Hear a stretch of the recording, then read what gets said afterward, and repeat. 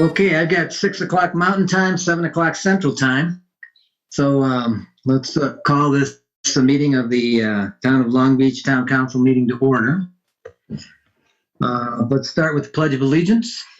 I pledge allegiance to the flag of the United States of America and to the republic for which it stands, one nation, under God, indivisible, with liberty and justice for all. Okay, opening remarks. I almost never have opening remarks, but today I'm going crazy. So, Bill, are you out there? I'm out there. Oh, good. So I want to announce to everybody that Bill is retiring after 10 years of service to the town as a town clerk. Bill, could you make sure the door to your room is open? Oh, yes, I'm here. The door is open. Oh, good. I see. Can you see a guy in a uniform standing behind me? Oh, I do. Yeah, perfect. Are you under arrest? Yeah, I think so.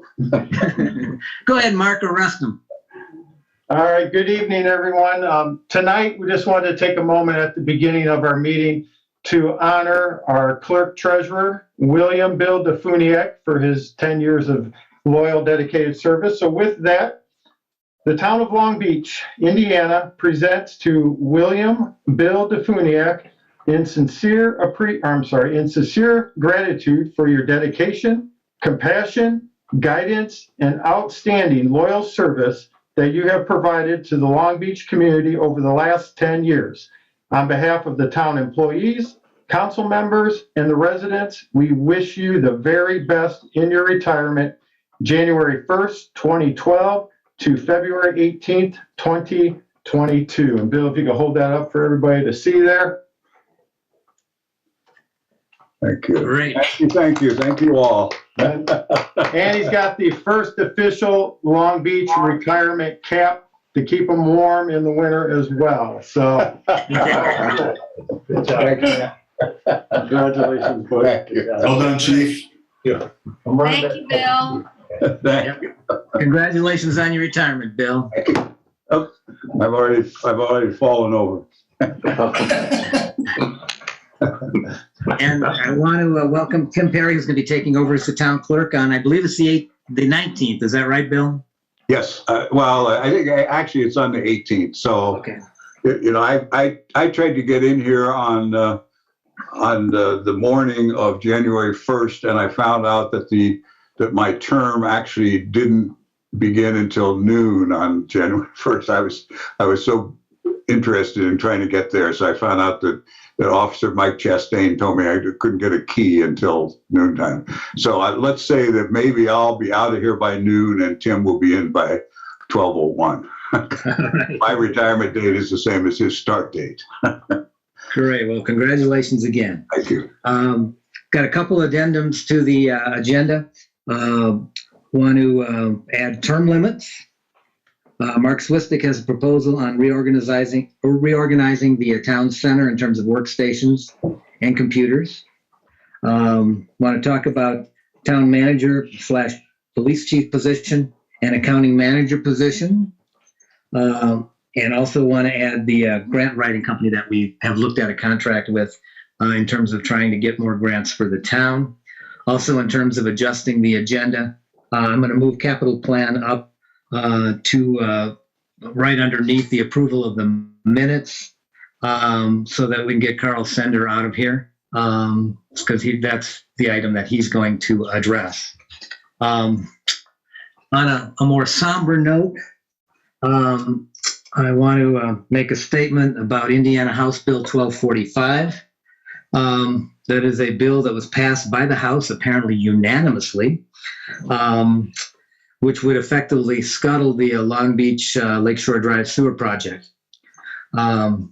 This bill is being promoted by someone who has retained an extremely politically connected law firm in South Bend to push this bill in the state legislature. This bill will likely be heard on Thursday, February 17th in the Senate Utilities Committee. If passed, it'll take away the ability of the town of Long Beach to ever fund our sewer project. And basically, we voted not unanimously, but a vast majority of people in Long Beach voted for this sewer project. This bill also will affect every municipality that wants to put in a new sewer system in the state. You all may remember the front page pictures in the News Dispatch with septic systems hanging out over the waters of Lake Michigan. I'm sure most of you know that we get our drinking water and bathing water from Michigan City, which gets their water from just offshore. The flow of this water along the lake with the littoral flow goes right along our shoreline and heads toward Washington Park. The passage of this bill will be catastrophic to the environment and the health and safety of both Long Beach and Michigan City. The town of Long Beach has been publicly discussing and planning this project for years and have been following the financing rules that have been state law for years. Should the legislature decide to change the rules of the game at this late date, not only would the town of Long Beach have wasted $400,000 in engineering costs, but we'll lose this opportunity to protect our residents' health and clean up our lake. I'm asking everybody here, and also have asked everybody on the website, and we put out a blast email today, to please contact state senators who sit on that Senate Utilities Committee. If you look at the website, you can see how to contact them. If you could let them know how important the sewer project is to the property owners in Long Beach and what an environmental catastrophe we're trying to correct with this sewer project. I want to remind North Lakeshore Drive homeowners that the passage of this legislation will mean that as your existing septic systems fail, more and more of you will be required to be on pump and haul. In addition to the inconvenience and the smell of pump and haul, your property values will suffer, as will all of ours, if this bill is passed. For those of you who don't live on North Lakeshore Drive and maybe have not been in favor of this project up till now, I want you to remember that the town council is committed to sewering the rest of the town. So we're not just picking on North Lakeshore Drive people. This is going to affect the entire town, but it's the right thing to do. So with that, I'd ask you all to take a look at the website, look at your email, and hopefully contact those state senators listed and let them know your feelings. Bob, I can send anybody who wishes the copy of the 1245. Yes, that would be great. Okay, so as far as approval of minutes, we have council meeting of December 13th of 2021. Does anybody want to make a motion to approve those minutes? So moved, Mike. Is there a second? I'll second John Wall. John Wall. Say aye, John. Aye. John Coker. Aye. Mike Johnstone. Aye. Mary Lou McFadden. Aye. And I'm an aye. Would anybody like to make a motion to approve the special year-end council meeting minutes of December 28th, 2021? So moved, Mike. Is there a second? I'll second John Wall. Mike Johnstone. Aye. Mary Lou McFadden. Aye. John Wall. Aye. John Coker. Aye. And I'm an aye. Bill, these other ones are marked pending. I assume we don't have those yet. Is that right? Yeah, we do not. Okay. Some of them are so short that they will be, but I took them home and I didn't get them. Okay. I watched the Super Bowl. But yes, they'll be there for the next meeting. All right. Next on the agenda is the capital plan approval. John Wall, I think this is your item. Yeah, let me do this. I'm going to dump the agenda real quick and pull up the capital plan.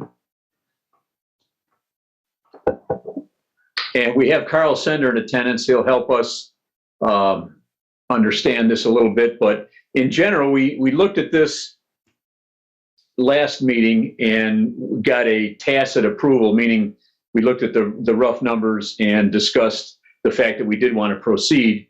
What we're after tonight is a motion to actually accept these numbers with the understanding that as expenditures occur, the town council will have approval over individual expenditures. But the thought is this evening, if we can get a motion to approve these numbers as you see them, and Carl can run through them a little quick or answer any questions if need be, but essentially we need the council to give its imprimatur here so we can direct the department heads to go ahead and start getting requests for proposals on these items. So if you look at what we're looking at now, you'll see it's much the same as it was last time. We shifted a couple of things, but essentially we've line itemed each of the departments, what their projected expenditures are for the next 5 years.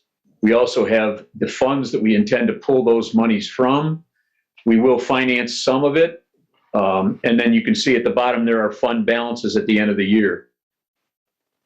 Mike, do you want to speak at all, or do you want Carl to hit it?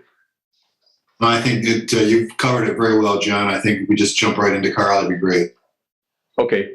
So essentially what I'll do, if I can get this thing to cooperate, is to, some of the explanations are down here. Essentially, Carl, really the only thing, I don't think we want to review the whole kit and caboodle here, but if you want to just speak slightly to how we're going to pay for this. Sure. So I think most of you have seen this plan in various forms. We've been meeting monthly with the Budget Finance Committee, and I've also had further discussions with both John and Mike on this. And so basically, most of the items in this plan are going to be funded from our CCD budget, our fund, as well as our seated fund. And I think most of you are aware that I believe beginning with last year, we did increase the funding I think starting this year it was in 2021, I believe, for CCD. So we get a whole 5 cents. And so we're going to be bringing in, closer to $245,000 a year into CCD. And so between the two funds is going to fund pretty much the majority of all of your kind of capital improvement projects, with the exception of really 2 items. And those are going to be the fire truck as well as the fire station improvements, because those are much bigger dollar amounts that it probably makes sense to really finance those. And so I'll just point out first that the rescue vehicle, again, we put in a high number of $150,000. That will be paid if it's purchased this year, again, out of one of those 2 funds. And then for the fire truck lease, that cost is about, the truck itself is about $750,000. We're proposing that the town would just enter into a lease. It could be through the Indiana Bond Bank, or the town could do it on its own by just soliciting some bids, or maybe through the leasing company. If we do it over, I think, I believe I did it over about 10 years, it's about $90,000 a year. So I budgeted $90,000 that would, again, come out of this capital improvement plan. And so the plan is actually, it would really probably start those payments in 2023 and would go out for 10 years. Then the fire station improvements, I believe we said those, look at my numbers here again.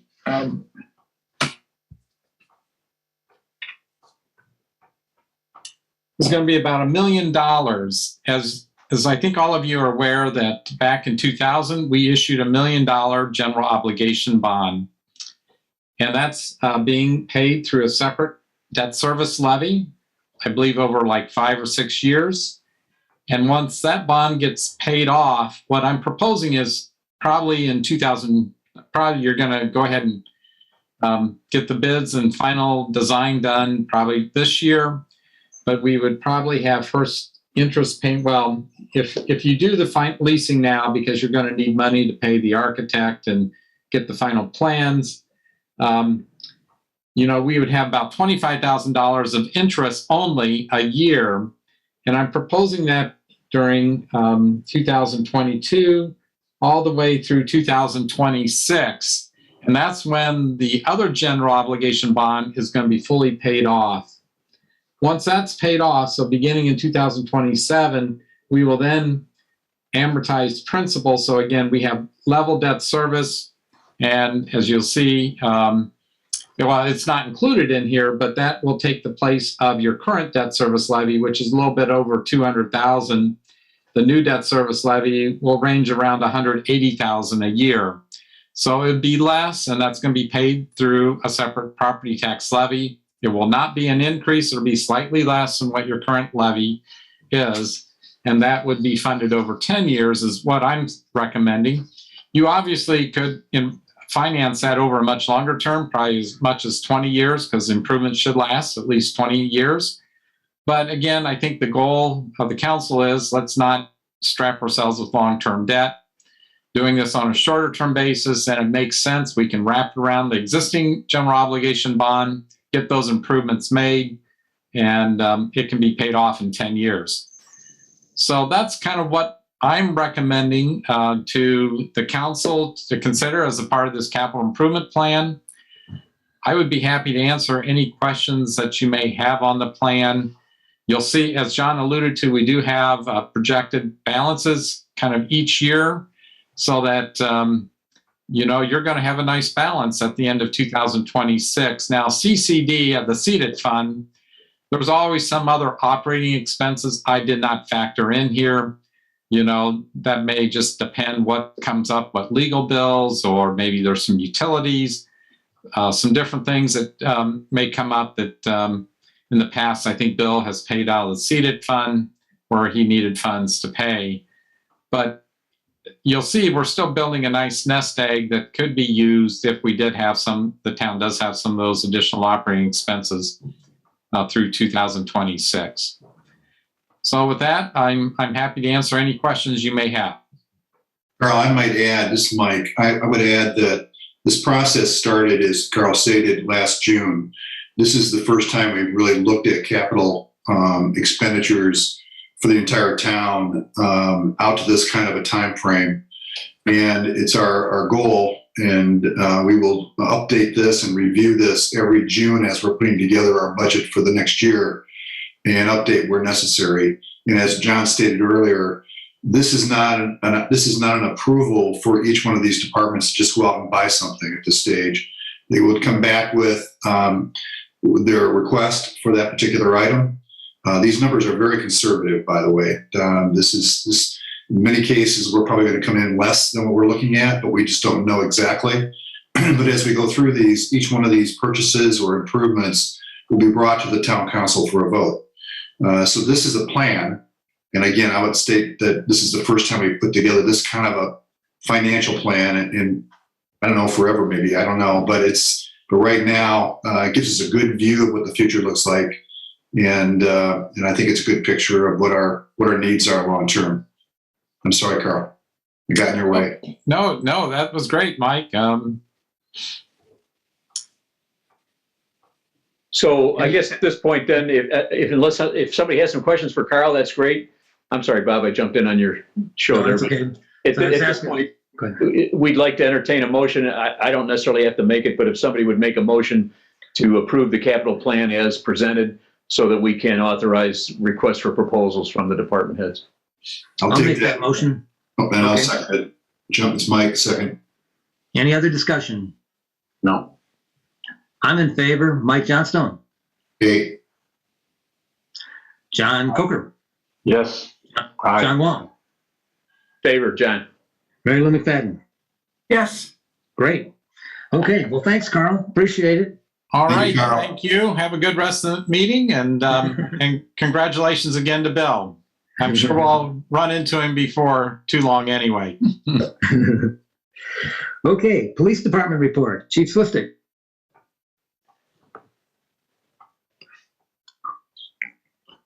Good evening, everyone. For the month of January, the Long Beach Police Department responded to 124 calls for service when compared to 166 calls for service in the previous year, for a decrease of 42 calls. During the month of January, we took 4 incident reports that resulted in 1 arrest while assisting the LaPorte County Sheriff's Department during a felony vehicle pursuit. In summary, the month was very mild as the snow has obviously started to arrive when compared to the previous month. And there is one case that I would like to make special note of back on January 6th. I would like to again commend Deputy Mitchell Seitz, who was on routine patrol that evening at about 12:36 in the morning, and located a 93-year-old male who was laying at the end of his driveway in the 1500 block of Lakeshore Drive. He observed that the elderly male was bleeding from his hand, had blood present on his clothing. It was later determined that he was at the end of his driveway for over an hour, and that Deputy Seitz, along with the medical professionals in the Long Beach Fire Department, were able to assist him back into his home. And the temperatures at night were sub-zero with the wind chills. And Deputy Seitz was commended with a letter of commendation for his work related to that incident. So again, a great job by Mitchell Seitz. And then also just want to touch on our cyber insurance. We'll have that back to the council in the month of March. I did hear from one of the 3 vendors today. Last week I heard from another. They are finalizing the search in the marketplace to have that pricing for us. So at the March Town Council meeting, we'll have those for review and hopefully a decision. And then on the health insurance, we have a targeted date of April to have that to the Town Council. That's going to be a little bit longer process. And I've been assured by all 3 vendors they are actively searching the marketplace for the town. That's all I have. Great. Mark, that cyber insurance policy doesn't run out till the end of March, is that correct? March 21st, so we'll have to approve it at our upcoming meeting in March, so we don't have a lapse. Any other questions? Police Commission report, John Wall. Police Commission report, I'll defer to Mark. At the February 3rd Police Commission meeting, we had introduced and welcomed our new police commissioner, Bob McFadden. Thanked him for volunteering and assisting the commission.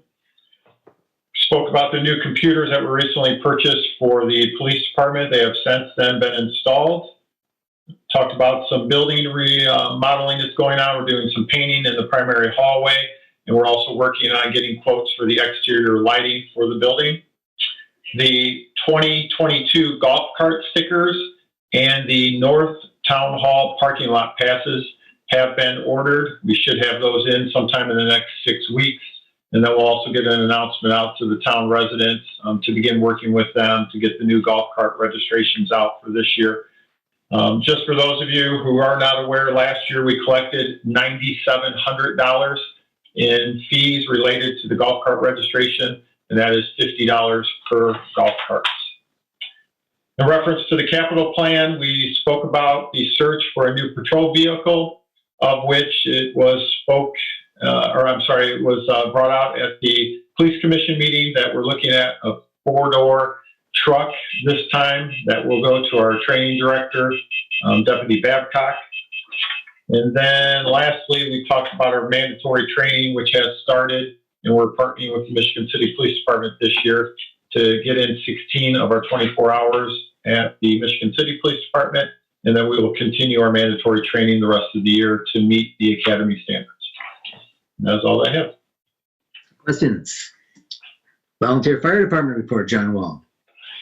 Actually, what we'll do, since the chief position has rotated out, I see Tom Yemp is in attendance. I believe Tom has the report for us. We'll straighten out this agenda. I'll get with Deanna and we'll make the changes, appropriate changes. Yep.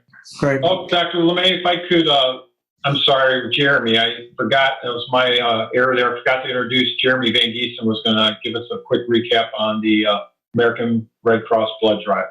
So we could squeeze him in. Go ahead, Jeremy. Showed up. Good evening, everyone. I would like to first off start by saying thank you to the town council for allowing me to have access to the gymnasium to make this drive possible.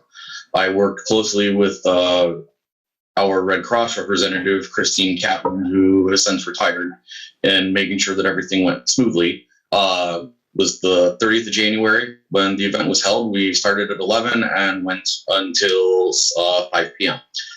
I would like to say thank you to Chief Swistek for his support.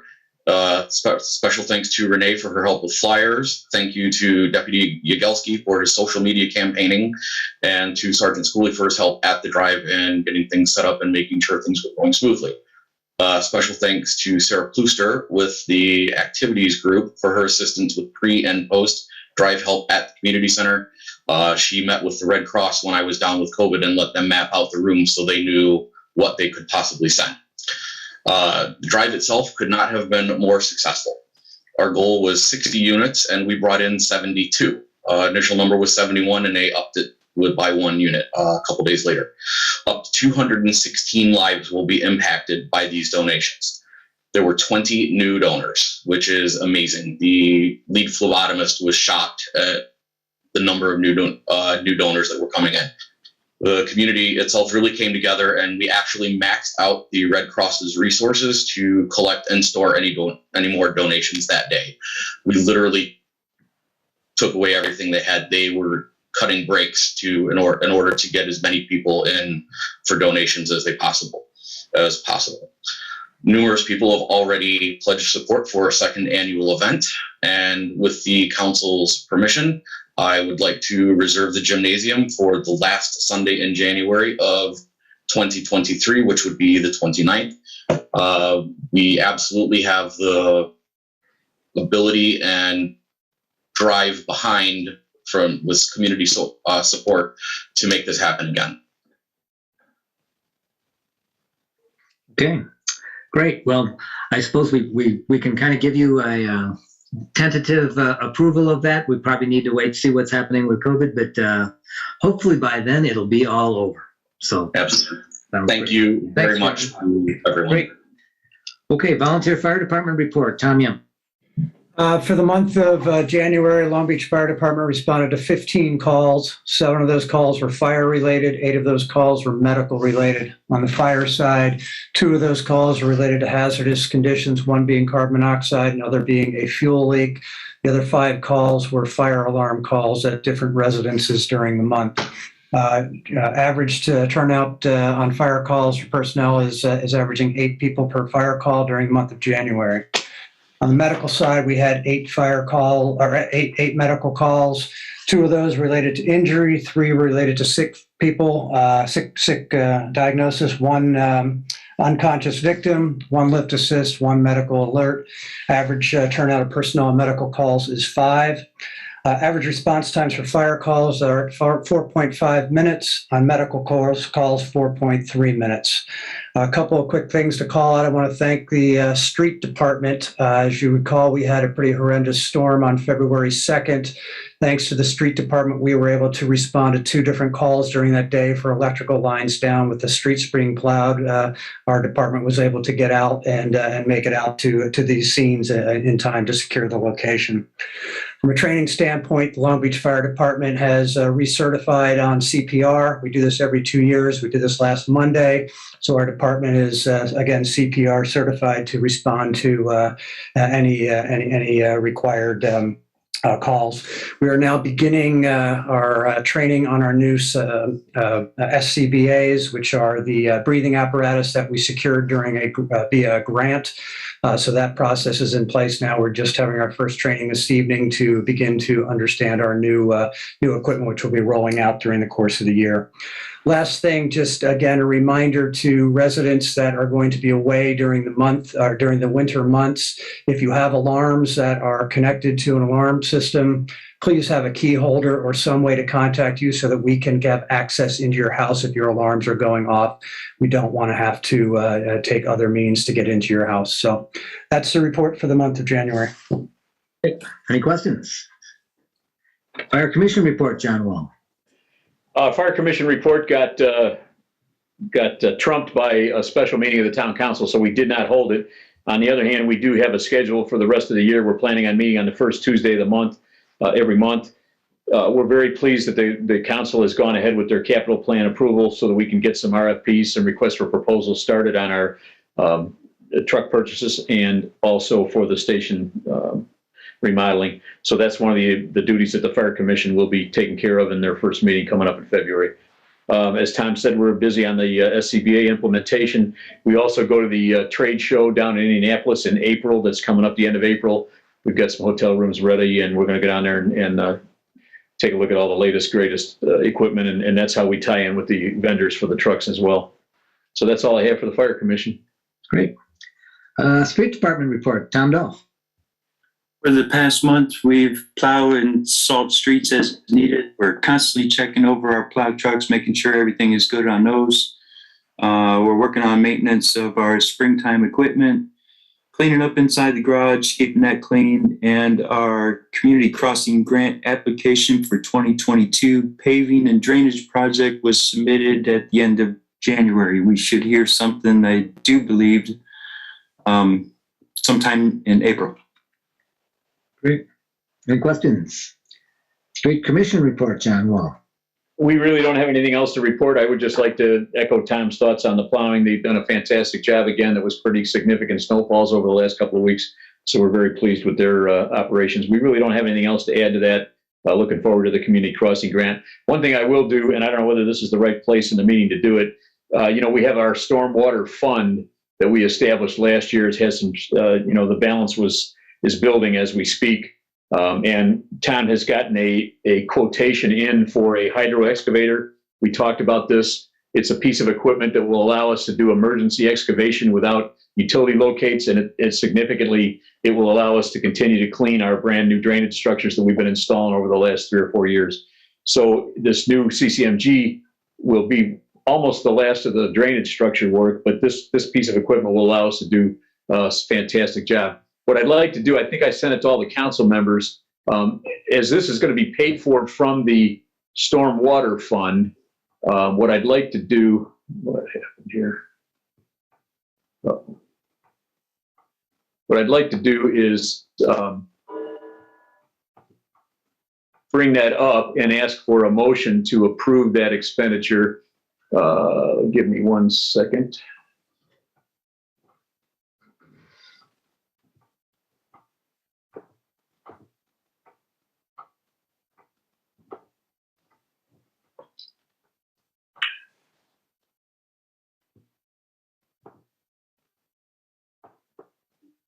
This is our quote for, I think the council members have seen this afternoon. I apologize for not getting to you sooner.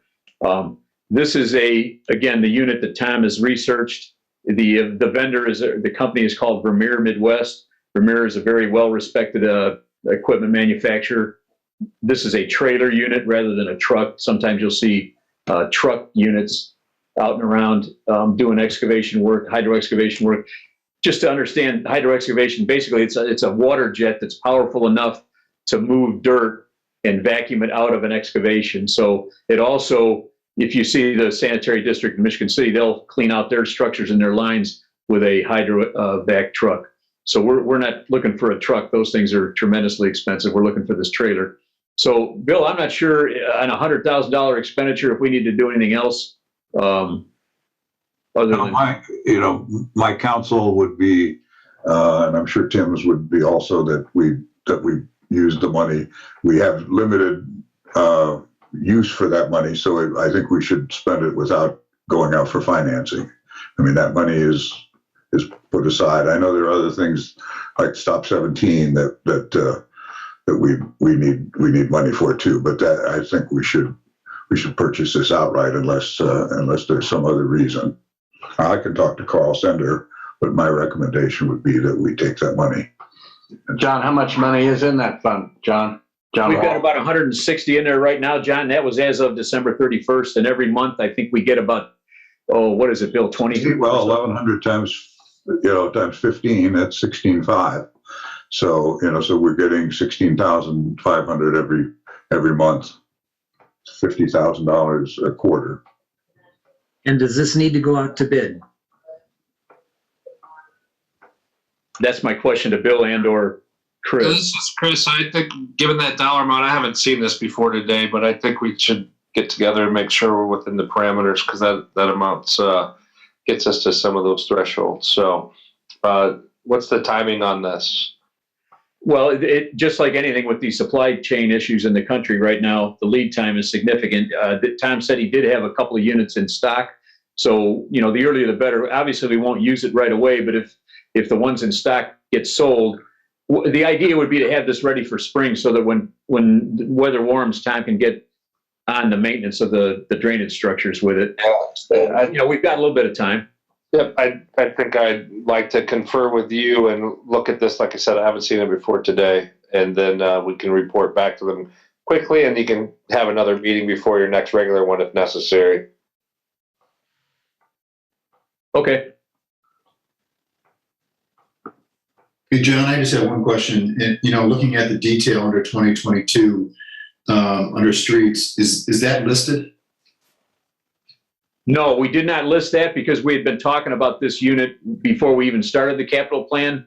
Mike, we can insert it in there if you'd like, but the funding will be outside of everything on those sheets. It's actually coming out of the stormwater fund, which was not included in our revenue side of the capital plan. But if we want to incorporate it, we certainly could. No, I think we should, only from the standpoint of the integrity of what we've done on the capital plan, and then add that source of funding into this plan as well. So that everything's consistent with what we're doing. That's the only suggestion I would make.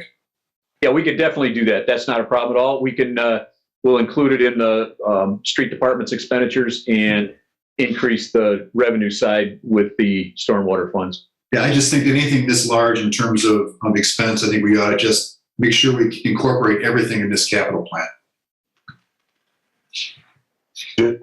Just for the benefit of everyone, Tim included, we have to report every dollar spent and dollar brought in for all of our utilities. But because stormwater utility is a utility, we do not have to do a budget for water, trash, and stormwater. So it's just a slightly different because it is treated like utility, but it doesn't mean that it doesn't get reported and controlled, just as Mike has suggested. Okay, any other comments? Park Board, Kendra Bartlett. Let me unmute myself. Yeah, so we did just meet, and just a couple of things. Stop rehab is obviously paused until the spring weather is in our favor. And when that happens, our first order of business is going to be Stop 28. We had plans pretty much ready to go for that before 2019 and all that storm and erosion. So we've met with those folks already, and we'll continue to do so and make time in our agenda, the next meetings, and invite those folks to come and get word out, still look for feedback and make sure nothing has changed, but that will be our first priority. Stop 28. And Art in the Park Board is taking over that as the Civic and the other group doesn't want to continue it, but it was a great success. So we have some help still from one of the folks that did it with us. So we're looking at July for Art in the Park. The Beach Garden Club has not had a meeting yet. Their first meeting for the 2022 year will be in April. And as far as activities coordinator, Sarah's got a lot of good stuff going on the community center. So we share it on our Facebook page. She does as well. You can always email us at our Gmail or call the town for updates. But bingo is the first and third Tuesday of each month. There's an art class that's going to start, a decoupage art class that's going to start in March. And Tai Chi we've got on hold still because of COVID. So hopefully that can start back up. That was pretty popular. But once COVID passes, if it does. We appointed Zach Neff as the new president. So congratulations to Zach. He'll be taking over that in 2022. And last order of business, we came in just below our budget for 2021. That's it. Okay. Community Center report, John Coker. Okay, it's been reported that there was a leak in the small bathroom. Water needed to be shut off at the Y and in the two smaller bathrooms. And basically they're waiting for a plumber to correct that problem. And the other item is they're working with the Park Board on room 13 renovations and upgrades. So that's the report for the community center. Okay. Yeah, thanks, John. I was going to add that the Park Board's paying for that. We approved the funding for that, and they're starting on that already this week. So room 13 is getting a whole new paint job and getting some big non-working things out of there to make that room more user-friendly for everyone. So yeah, forgot about the part. Thanks, John. Dr. LeMay? Yeah. If we could take a moment to talk about the street light for the community center. Oh, yeah. Go ahead. Joe Jogman had approached us to contact NIPSCO to look at the possibility of adding a second LED street light to an existing pole along Oriole Trail that is at the entrance to the community center parking lot. I have since filled out the application with NIPSCO. I should hear back from the engineering department this week to make sure that the pole, I assume, will support the additional street light. So I'm looking for support from the council to spend an extra approximately $18.50 per month to have the additional light added. I am in favor of this. It will add some ambient light onto the building and the parking lot. So if I could get support from the council in reference to proceed with that. I hear a motion to approve that. I make a motion. I'll Is there second. a second? Second, Johnstone. Mike Johnstone. Aye. I'm an aye. John Coker. Aye. John Wall. Aye. Mary Lou McFadden. Aye. Good deal. All right, Mary Lou, you're on a roll. So Water Advisory Committee report? The Water Board met on January 21st, so January 24th. So I'm reporting for the last 2 months because we didn't have one in December. That was a holiday. Water samples have been taken, all came back clean for the 2 months. In February the 1st of the quarterly stage 2 disinfectant samples will also be done. Greg adjusted the water tank level to have it pump cycle more frequently to deter ice buildup inside the tank. Ice can damage the interior and cause leaks. Greg and Lynn are working to identify customers with sprinklers, irrigation systems, and pools, swimming pools. IDEM requires annual backflow inspection by a certified inspector. Letters will be going out only, and this only affects, so if you have a well or if you pump out of Lake Claire, you will not get a letter from us. But the other thing is, we did meet with Chris Willoughby, Austin, Greg, and I a couple weeks ago, and Chris is helping us write up an ordinance for it. Because if you have a sprinkler system, an irrigation system, or a swimming pool, you will have to show that you have the backflow inspected yearly. Greg and Austin are working on inserter valves for Lakeshore Drive. And I had to ask him today, I had to be reminded, we need the inserter valve so that if they're working down at stop 15 and shut the water off, it doesn't affect everybody on Lakeshore Drive. So they'll be working on those as time is needed. They're also have ordered 30 of the quick connect fittings for the hydrants. And we started that last year so that you can see a few. I think there's some over by the community center. Our next meeting is Monday, February 28th. Great. Thanks, Mary Lou. You're welcome. Any questions? Budget and Finance, Bill. Well, we had a meeting, and much of what we spent on was the capital plan, which we have pursued fairly vigorously this meeting. We are in a healthy situation. We've finished the year, and everything, all the budget items we were finishing within our budget for all of our funds. I'm almost finished with the annual report, which is due March 1, and I've gotten some significant help from Carl Sanders, Trista Hudson, who has helped me, but we should be finished with that by the end of this week. So if necessary, I will come in to make sure that it's finished on time. Okay, any questions? Human Resources, Bill. We met with 2 meetings, and we approved the PTO policy. We also approved the 4 salary increases, and that I promised that by March, but I was able to get that done. So it is on the agenda for later on for approval for the 4 public works employees. We are within hailing distance of the new employee manual for the update, because the last one we got is 2017. So that should be done within the next 15 to 20 days. Okay. Great. Thanks, Bill. Any questions? Next agenda item is the tree board.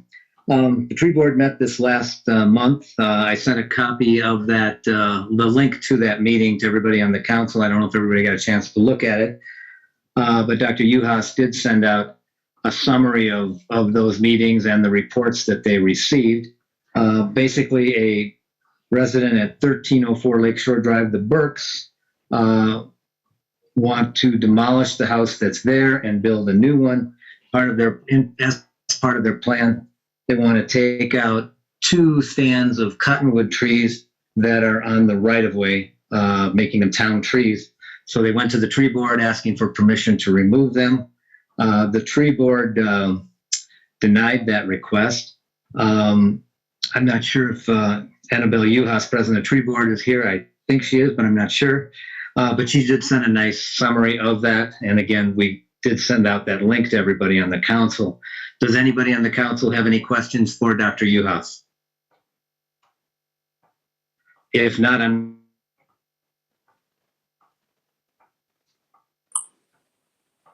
Dr. Lemay? We've lost you, Doc. Ask the Burke. If he doesn't come back, I can take over. Janice, are you on the tree board, or did you have it? I am on the tree board. I am the vice chair. Dr. Uhas was having some technology problems tonight. So she called me right before the meeting I intended to be on anyway, and asked me to stand in if there were any questions.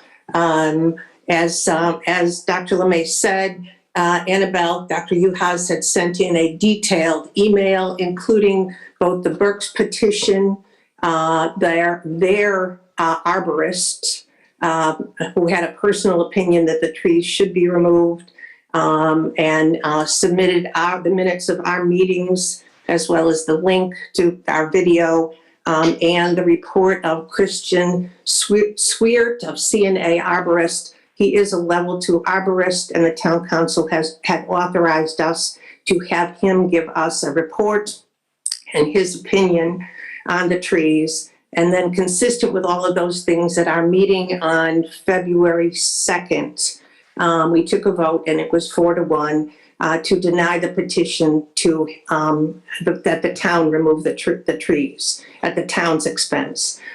We informed the Burks that we are only advisory, and so our report goes to the town council where the decision rests. Did you hear? Did anybody hear me? Yeah, any questions for Ms. Roberts?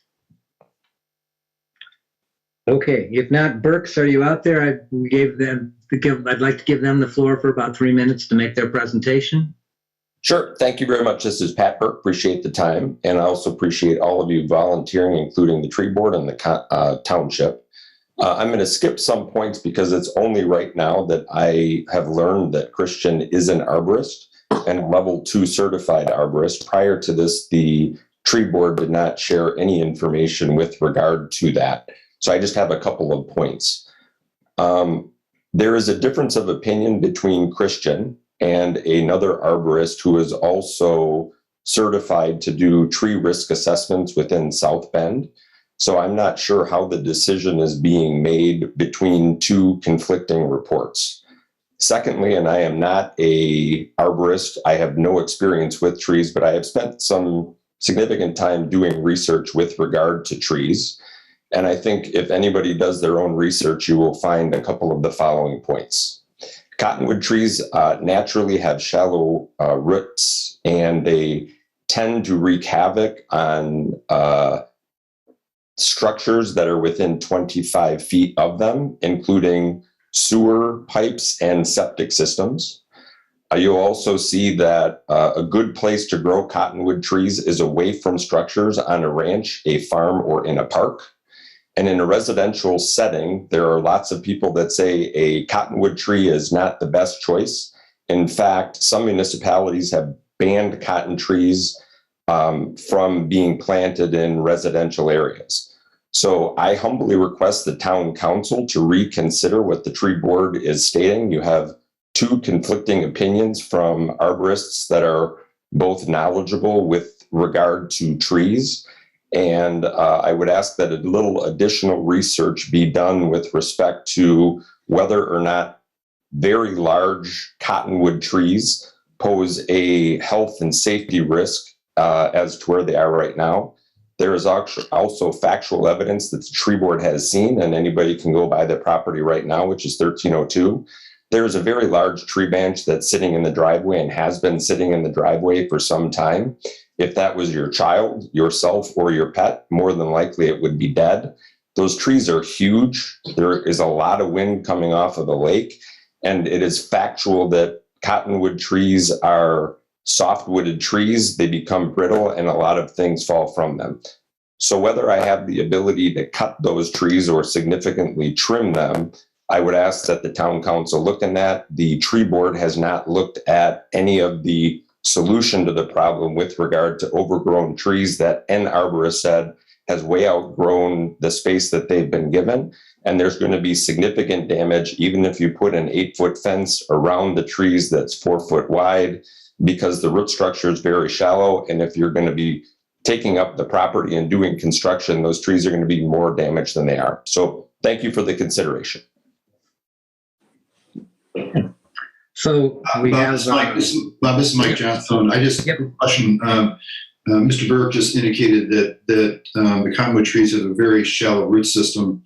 The third paragraph in CNA arborists, and I don't know, by the way, because I'm not a tree expert, but the third paragraph down, it starts off with cottonwood trees have a very deep root system. So it seems to conflict with each other. I don't know what the original arborist concluded, but what's the answer to that question? Is it deep or not? I'm not an expert either. I would suggest go Google it, talk to a couple of different arborists. My point is you have two different arborists that have a conflicting point of view. And in my humble opinion, I think that the tree board chose to go with the facts of the tree arborist that supported keeping the trees because there is an opinion that too many trees have been taken down.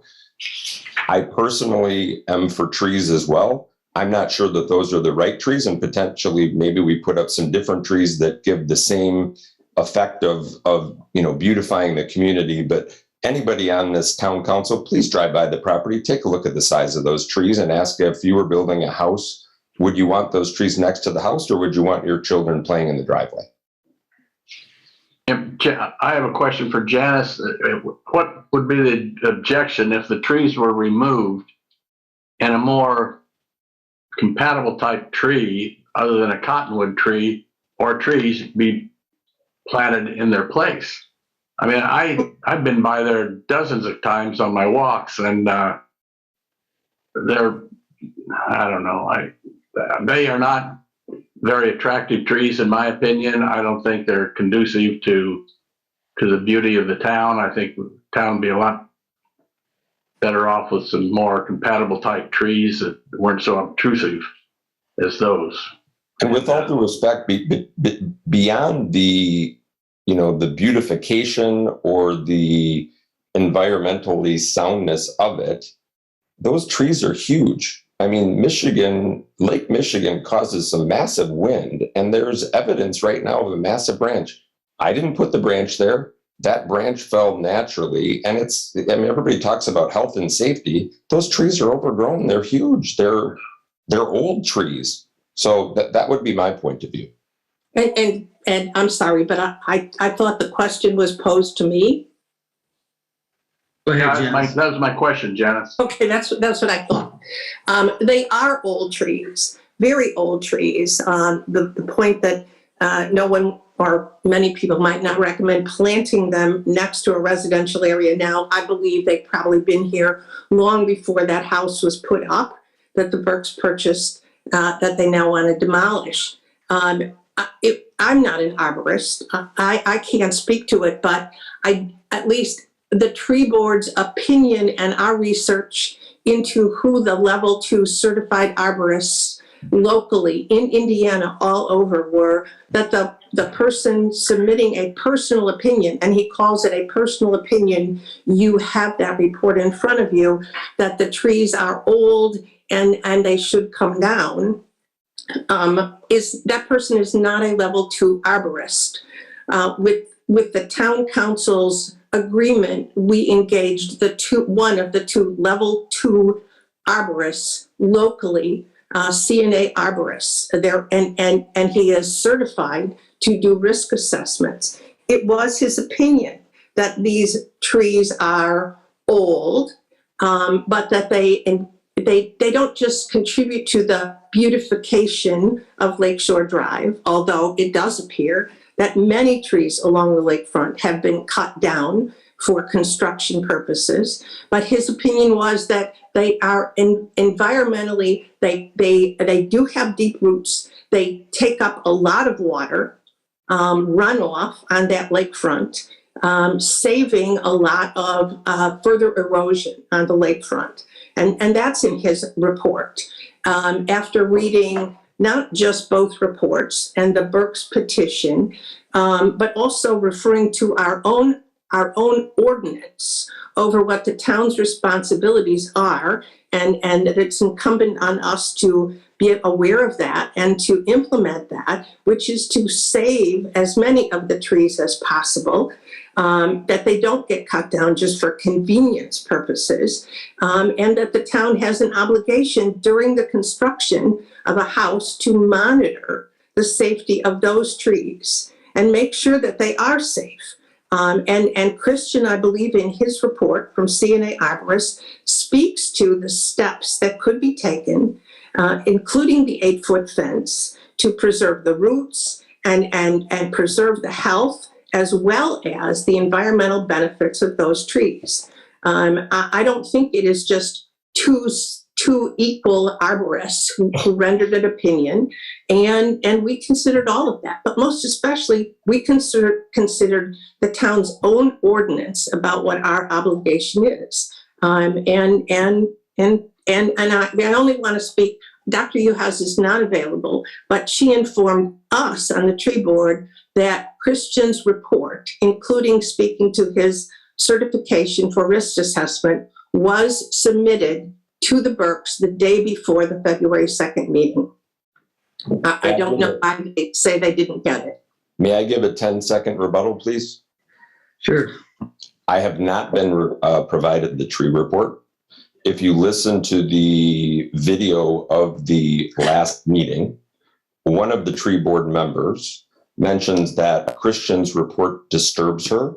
And she also says that there was a statement that while Christian said that the trees should be allowed to continue to grow, it was followed up by a disclaimer of having an opinion that he's not sure that his opinion, or the quote is, his opinion may not be the correct opinion, it may be wrong.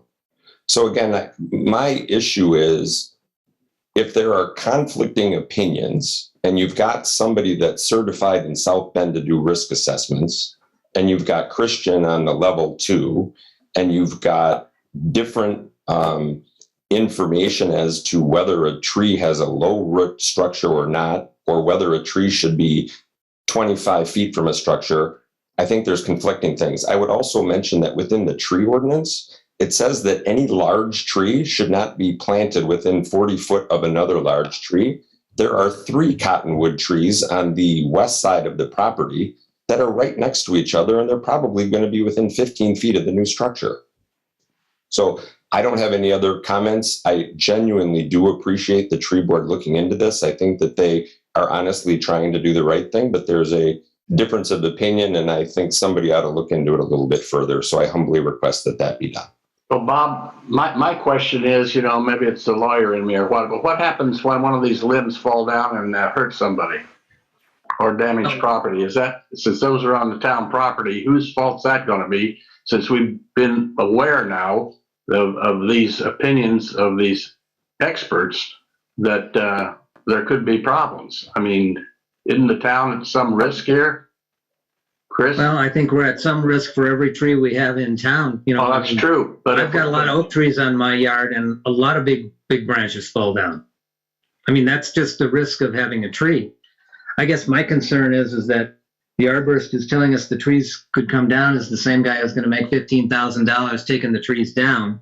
That makes me wonder if there's not a little bias going on there.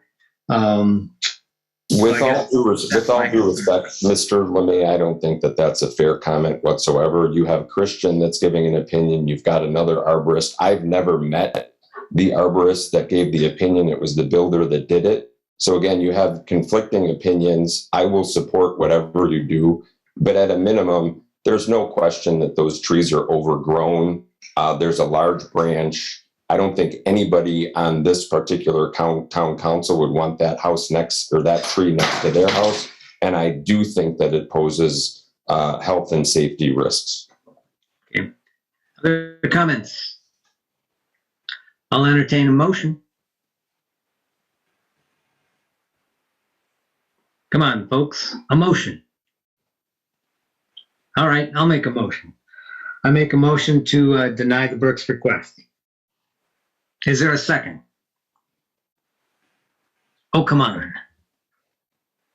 Does anybody would like to make another motion? Yeah, I would like to make a motion to do a third study of those trees by a third arborist.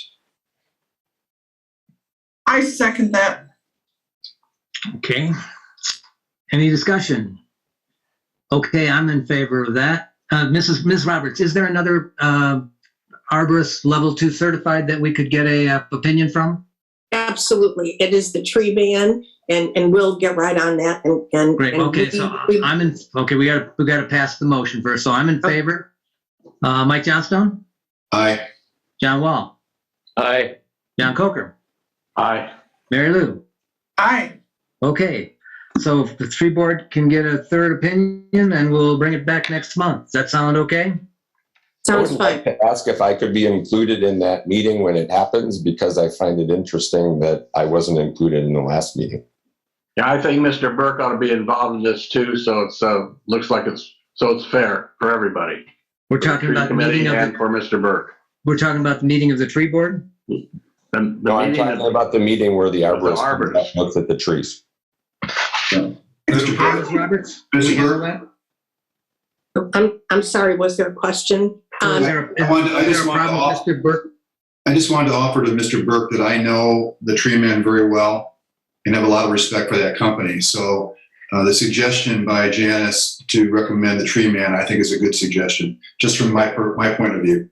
Yeah, you guys, in all honesty, I appreciate it, and I'm fine with the tree man. My ask is where I was disappointed with the tree board, and again, I'm very appreciative of everything they did. I sincerely am. But it wasn't done with the guise of, is there an ability to trim it? Is there ability to take it down? It's looking at it, and if you're telling me that it's safe and there's no concern, then I can live with that. But I think, at least as a non-arborist, logic tells me that a big branch in a driveway is an issue, and those trees are huge. So I would just like to be involved in the process, and I'm fine if the tree man is the person. And Mr. Johnstone, if you think that they're reputable, then I defer to your opinion and accept it. And I want to do the right thing for the town as well. I'm not looking to cause problems. And I'd offer also, if there's an issue with the tree, I'm happy to try to do the beautification on the other side of the end, or on the other side. If you know, the trees come out, or if they're significantly trimmed, I'm okay to live with that as well. Okay. So, Ms. Roberts, we can make sure that the Burkes know when the tree man's going to be there, so they can be part of that process? Yes, absolutely. Great. All right, Absolutely. sounds good.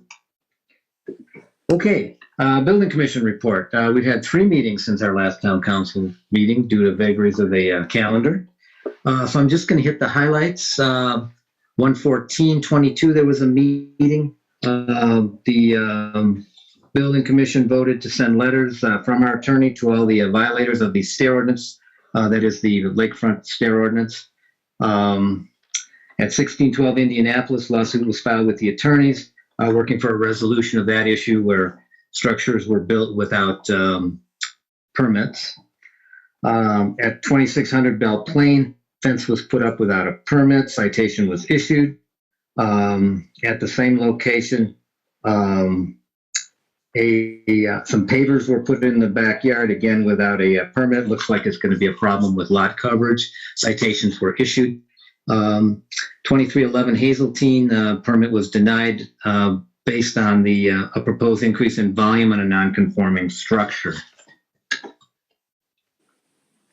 That was 114. Then the Building Commission met on 1/26/22.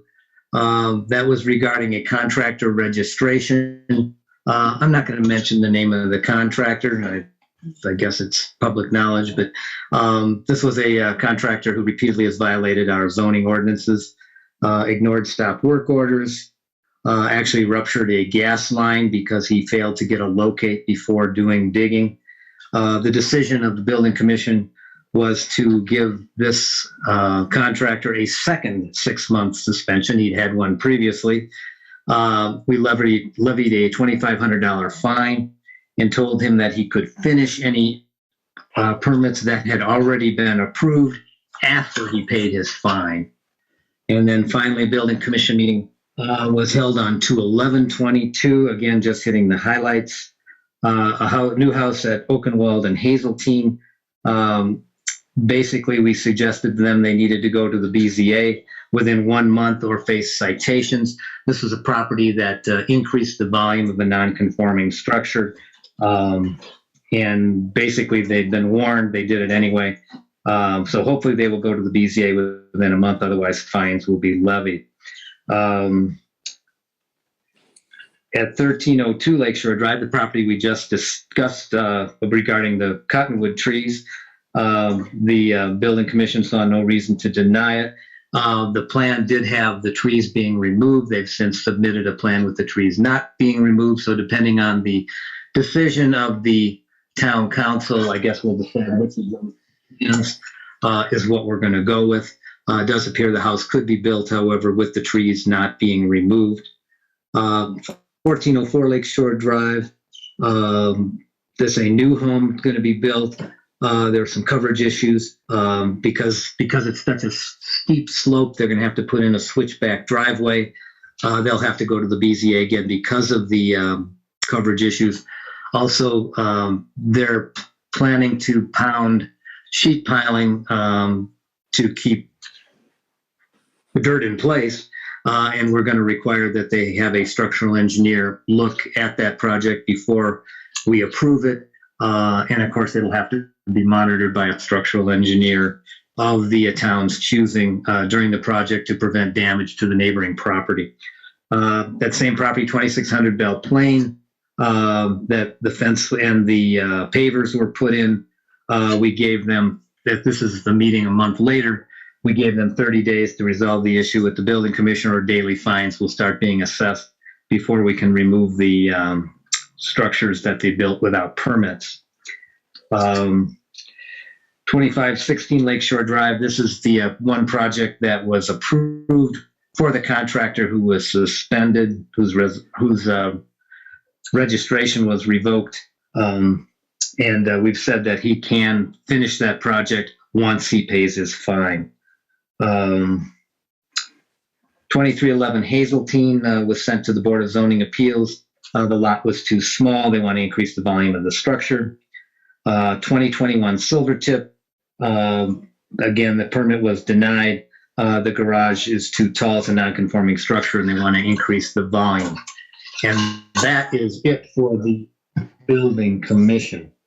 Any questions about any of that? Yeah, can you repeat the address? I thought I heard you say 1404 Lakeshore Drive, new home to be built. I don't think that's correct. Which meeting was it from? February 11th. I thought I heard you say 1404 Lakeshore. Is that 1417?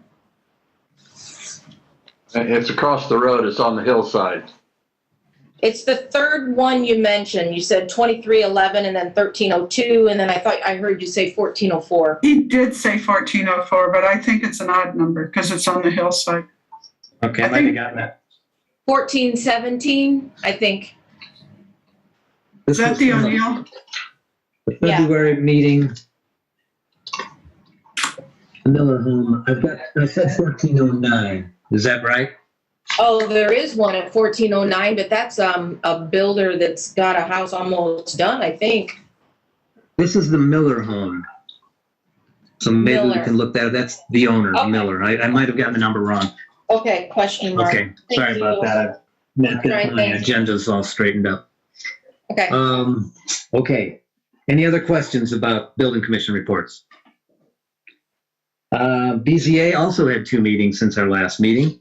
They met on January the 11th at 2007 Oriole Trail. Preliminary hearing was postponed because the petitioner did not file the requested material. 2317 Hazeltine, that preliminary hearing was continued to the next meeting. The next meeting was February the 8th. 2007, that petition was removed from the agenda because, again, the petitioner failed to file the requested materials, so they'll have to refile their petition. At 2017 Hazeltine, that was set for public hearing, and that will happen at the 3/8 BZA meeting. Any questions about that? Okay, Advisory Plan Commission, that meeting was canceled and probably will be canceled a week from today too, as there are no agenda items. Bill, building permit and revenue report? Unmuting. Okay. The building permit revenue report for January 2022, 7 permits issued. The value of the permits were $157,234. Town revenue of 1806.25. No electric permits issued in January. The 2 street cut permits for the revenue with a revenue of $200, and the January legal expenses were $8,165 paid to Brazy, Nelson, and Janes. Do I have a motion to accept the building permit revenue report and the other reports? Yes, sorry. So moved. Is there a second? Second, Mike. I'm in favor. John Coker. Aye. John Wall. Aye. Mike Johnstone. Aye. Mary Lou. Aye. Bill, did you do legal expenses? I don't remember hearing. I did, yeah, $8,165 paid. Good deal. Okay. And those were committee reports that were the other reports that I blanked on. Oh, okay. Well, I motioned they be approved too, I guess. Okay, unfinished business. So the town's executive order. So we'd all like this pandemic to be over. Unfortunately, that doesn't make it over. I'd like to do this. I'd like to authorize that the chief end the mask mandate in the community center once LaPorte County is no longer red. Once we go to orange, I'd say fine. But again, I think taking away that mandate while people are still dying of COVID, and it's like 2,200 a day. I just heard today that if that's the equivalent of 10 737s crashing per day. That's just too much. That's my opinion. So I'll make that motion. Is there a second? I'll second it. Discussion. You know, I look at the stat I look at every day on Dr. LeMay is the number of serious to critical conditions in our entire country to active cases. And we're at 0.00016%. So I would counter the number of cases and that versus the critical and serious cases. That's my only comment. Yeah, I guess the only thing I'd say about that is a very small percentage of a very large number. I'm not doubting that. I'm just saying it as a percentage. Yep. All right. So there's a motion and a second. Any other comments? I'm in favor. John Coker. I'm in favor. John Wall. Aye. Mary Lou. Mary Lou. I said aye. Technical. Oh, you did. Okay. And Mike Johnstone. Nay. Okay. 4-1 that passed. So Chief, can you keep track of those reports as you have been? And once we go to orange, we can do away with the mask mandate? Yes, we're scheduled to have a meeting this Thursday, Skip, but I'll check the website and then report back. I think the good thing about this is this allows us to do something sooner than the next meeting too. So I like that idea. Okay, Lakeshore Drive sewer update. John Wall, you have anything further to add about the sewers? Well, HB 1245 is one of the major items going on, but we did meet with NIPSCO last week. They've been extremely cooperative. I can tell you in my construction career, it's very rare to have them as cooperative as they are. I think the nature of this project being an environmental project with, considerable public awareness has helped that process, but they've actually talked about starting their relocation work in April, which is extremely encouraging for us. That'll mean that they'll be getting out of the way, so to speak, so that if we do bid this and award it in March and April, that we can get started with some work this year, and they will complete some of their work in the fall. So they've been extremely cooperative, and we did meet with them last week. So that's the one encouraging bit of news I have relative to the sewer project. Good deal. Good to have some encouraging news. Okay, next agenda item, ethics agreement. So Chris Willoughby, you made some changes to the ethics agreement that we saw last month. Can you just kind of summarize those? Well, there weren't changes. There were responses to your concerns brought up, right. And one was with regard to those working under officials that have direct supervision over family members, etc. And right. That is the status of current Indiana state law. So that one isn't a change. The other one was with regard to whether there was a vote or an issue comes to vote that there was a conflict, and if declared, and if someone were going to recuse themselves and end up with less than a quorum, that person couldn't be allowed to vote if approved. So that's the only thing removed. If the council is inclined to make that change, you've considered this ordinance on first reading, so you could pass it tonight based on simple majority. I recommend that second change. It makes sense. Even though a conflict, if declared and accepted, is acceptable, it makes sense to delete that provision. I concur with Chris Willoughby's comments. Okay, so basically we're talking about changing where if someone has a conflict, they basically don't have a choice. They basically have to say they have a conflict, and then they don't vote. That's right. And I think, and that just involves getting rid of one sentence, as I recall, right, Chris? That's right. And on along with this, and I don't want to step on Mr. Johnstone's steal his thunder here, but along with this, you have a form with regard to disclosures. It's just a proposed form that would be used by all of those subject to the ethics ordinance for annual disclosures. So my recommendation to you would be overall, if you were inclined to adopt the ordinance, that if it passes, that you also adopt the proposed form. And again, it mirrors, it's a base disclosure and also follows the state requirements for disclosures as well.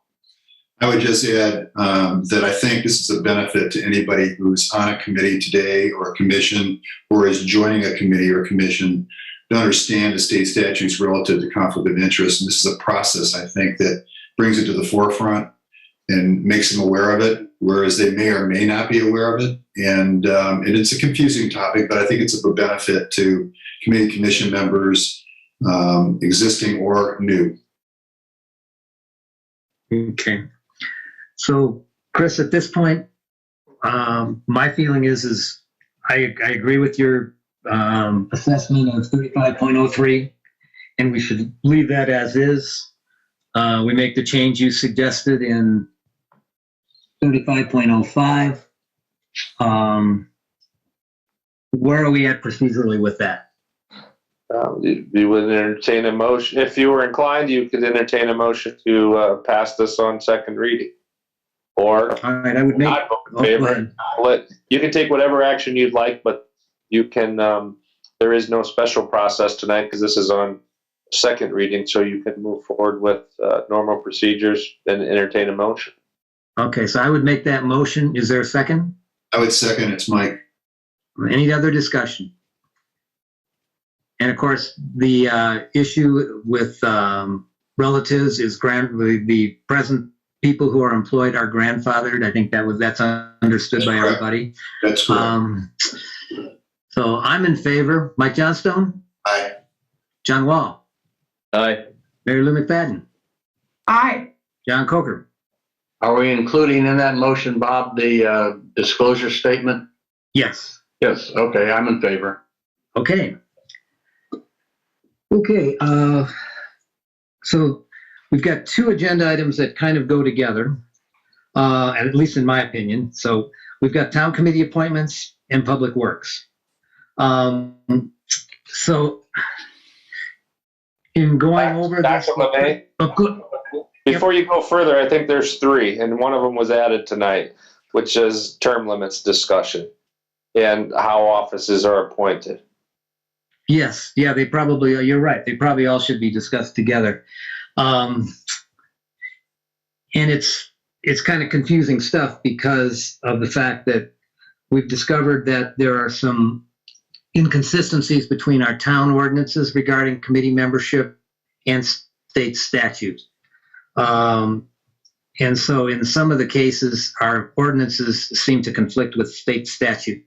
I would suggest that on the committees where we have that issue, that we have a special meeting to hash this out because it's pretty complicated stuff. And I think, but on the other hand, I know we're a month late in doing this, and so I'd like to not make a big delay. So I'd like to propose that we have a special meeting to deal with those issues on the committees where we have problems next Monday. The APC is already scheduled to meet at 7 o'clock. I think that meeting's going to be canceled. I'd like to have us just substitute a town council special meeting, and we can get this sorted out for the committees where that's a problem. And those committees where I see issues are the BZA, the Advisory Plan Commission, the Water Advisory Committee, and Street Commission. One thought would be to combine those into a Public Works Committee. I'm not proposing we kick anybody off of those committees, but they probably ought to be one committee. So those are the ones that I think we need to work on at a special meeting, unless somebody has a strong objection. Otherwise, I think we can look at the other committee appointments and go through them. And Dr. LeMay, this is Chris. I just want to add a little more explanation and clarification to those, because there's been an agenda item for quite some time with regard to public works and what's going to happen with those. And we've had discussion over several months about, perhaps codifying some of these committees and, other boards or advisory commissions so that everybody is clear on responsibilities and hierarchy, as well as making sure that the town code and state codes reconcile. That in addition to, and again, I don't want to steal Mr. Johnstone's thunder, but several months back, he laid out some of the plans that he had or things that he'd like to have considered, including term limits. And so while some things are statutory, the code deals with some of those. It might be, and seemingly appropriate to me, and best use of your time is to consider these all at once and together. And if you recall, a few months back, I gave you a summary of different committees and how they're appointed and the membership requirements and residency, etc. So it might be a good opportunity to consider and perhaps start to address all of those things in bulk versus piecemeal or them getting put off for periods of time and forgotten. Yeah, Bob, I'd like to table the whole committee appointment situation, do this all at one time, and see if we can get some organization behind it. Well, and John, some of our committees, we don't have an issue with our statutes. And so I thought it's up to you guys, if whatever you want to do, but I do think we could deal with some of the committee appointments where we don't have conflicts. It's up to the committee. Let's do it. Let's just do it Monday night, Bob. Okay. All right. So I'll make a motion that we have a special meeting Monday night to deal with these committee appointments and deal with the conflicts we have with our statutes or with the state statutes and our ordinances. So I make that motion. Can we also add to that motion the term limit discussion as well? Yes, that's part of it too. Thank you. Okay. Is there a second? Second, Mike. Second it. I'm in favor. Mike Johnstone. Aye. John Coker. Aye. Mary Lou. Aye. John Wall. Aye. Okay, so we will have that meeting Monday night, At what time again, Bob? 7:00.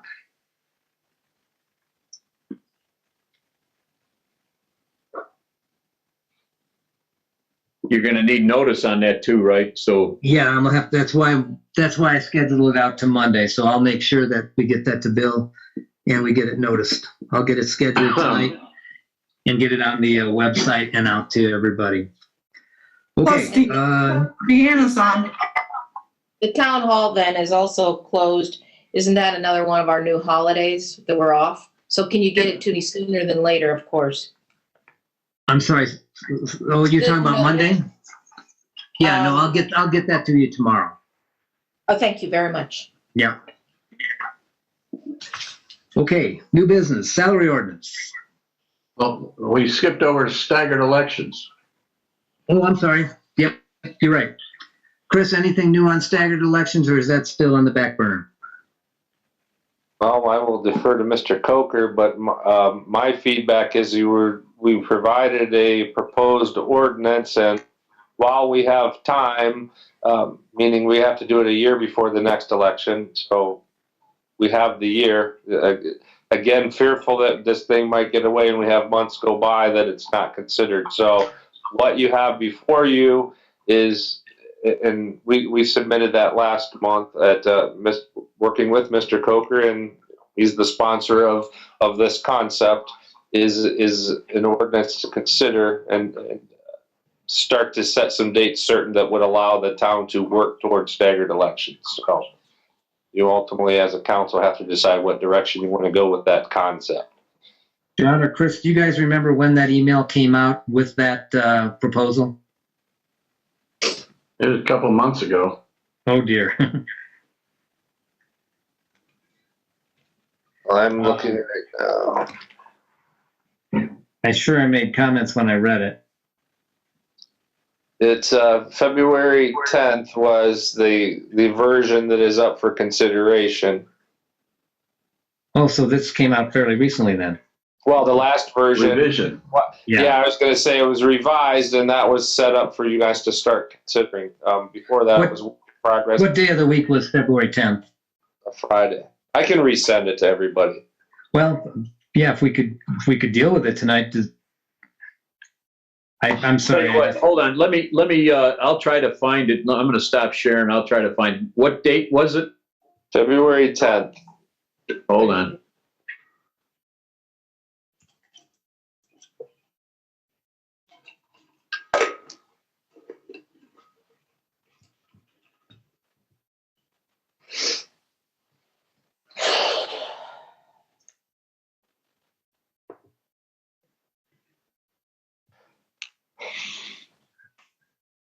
And I would say you're not under rush if what was sent is that it has to be sent by a year. So you have some time, but that requested when you sent it on Friday, December 10th, the request was to review that and see if you move forward. If you were to consider tonight, you need unanimous approval to consider it in one evening and then a 2/3 vote to approve it in the same night. Chris, did you say February 10th or December 10th? December 10th. I'm sorry. Yeah. Okay. Yeah. Okay. I found it now. Yep. I might have said February. It's possible, but it was December.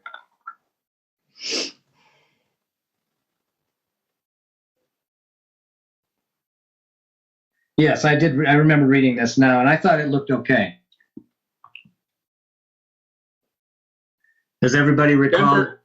Okay, December 10th. Hold on, I got it now. All right, I'll be able to share this now. I was looking in February. That wasn't working.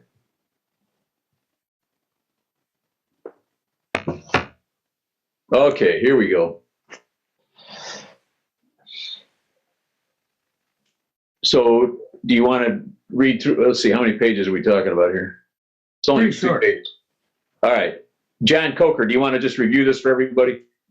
Well, as we all know, the way it stands right now, everybody gets elected all at once, and you can conceivably have 5 new town council members and a new clerk treasurer all at the same election, which doesn't make for very good consistency.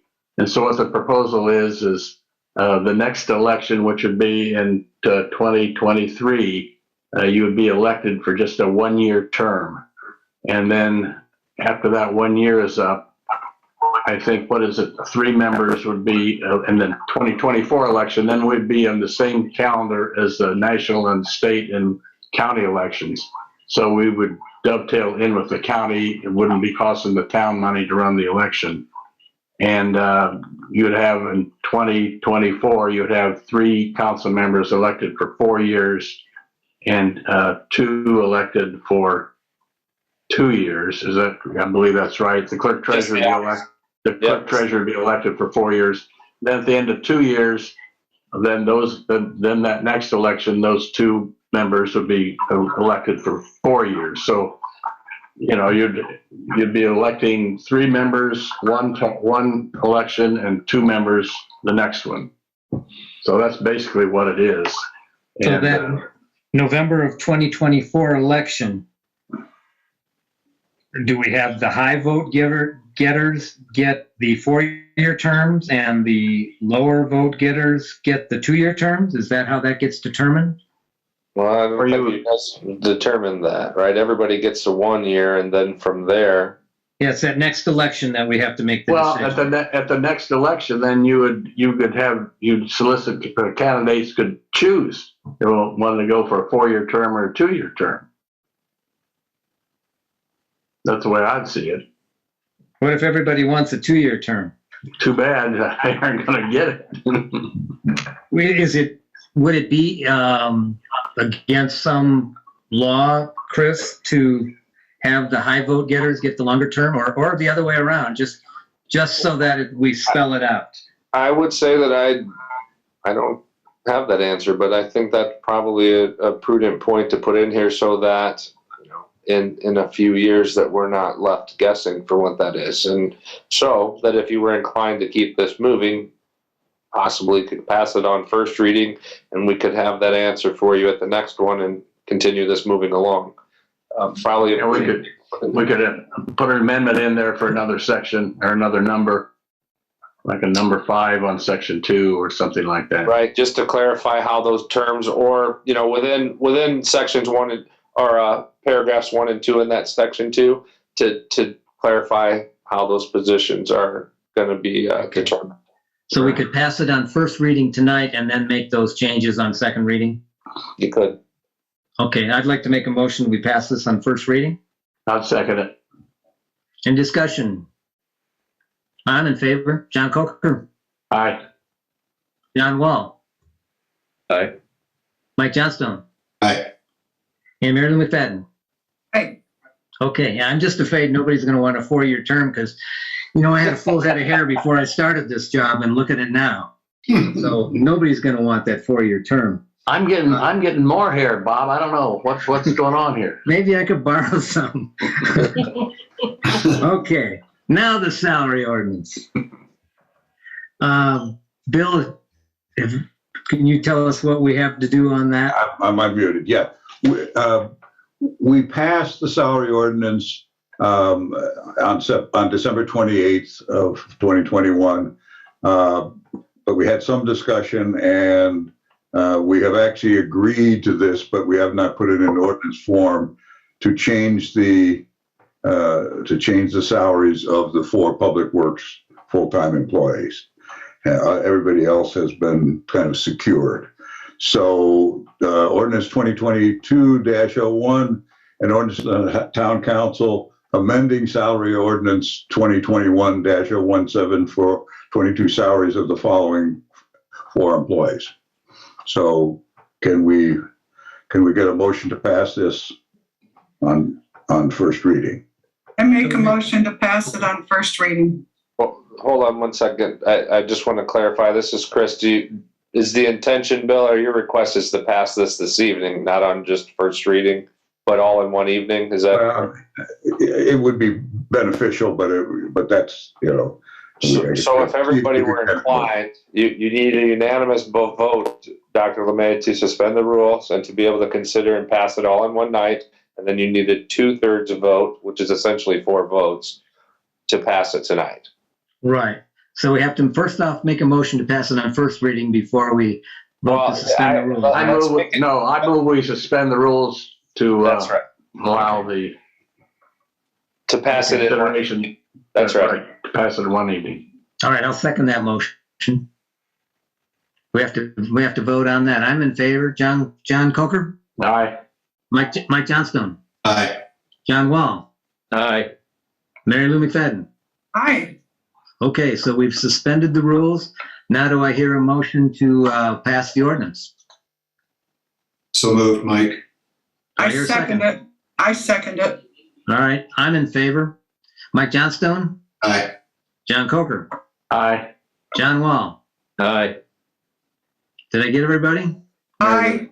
Mary Lou. Oh, I'm sorry, Mary Lou. It's All okay. right, we've taken one item off our plate. That's good. That's progress. Okay. Contract for MS4 administration, John Wall. Okay, so to bring everybody up to speed, Tom Dolph has single-handedly been handling what's called MS4. It's a moniker for what happens with stormwater requirements from IDEM through the state. Our lives have gotten a little more complicated. We used to be in a consortium with 3 other agencies, LaPorte County, LaPorte City, Trail Creek, and us. Now, the Port City has done what Michigan City has done. They're hiring their own MS4 coordinator, which means our group has to disband and reconfigure. So what's going on is the county has voted, the county commissioners have voted to have the county handle their MS4 requirements with the Soil and Water Conservation District. So we can join them. In fact, we're meeting with them in about a week and a half, 2 weeks, and rejoin as a member of the Soil Water Conservation District construct, which is fine. But our problem right now is we have our own reporting requirements, and there's nobody to handle that for us. Actually, the town council president is designated as the responsible party. So it's a bit of a complicated situation. It's a little more than Tom can handle. I think what we need to do, much like so many of our other endeavors, there is a former IDEM person named Reggie that handles this. It's a woman, and she's very effective and very efficient. I'd propose that if we can, I don't have a contract from her yet. She works for an engineering firm called, it escapes me. But what I'd like to do is just get this out in the open, have you guys understand that I'd like to have us authorize her to proceed to do our paperwork that we need to file. They've actually changed some of the paperwork now. There's a whole new set of paperwork that's coming out shortly, and it's beyond Tom to handle. I think we need to get her involved, have her do our paperwork for us so that we have all our I's dotted and T's crossed.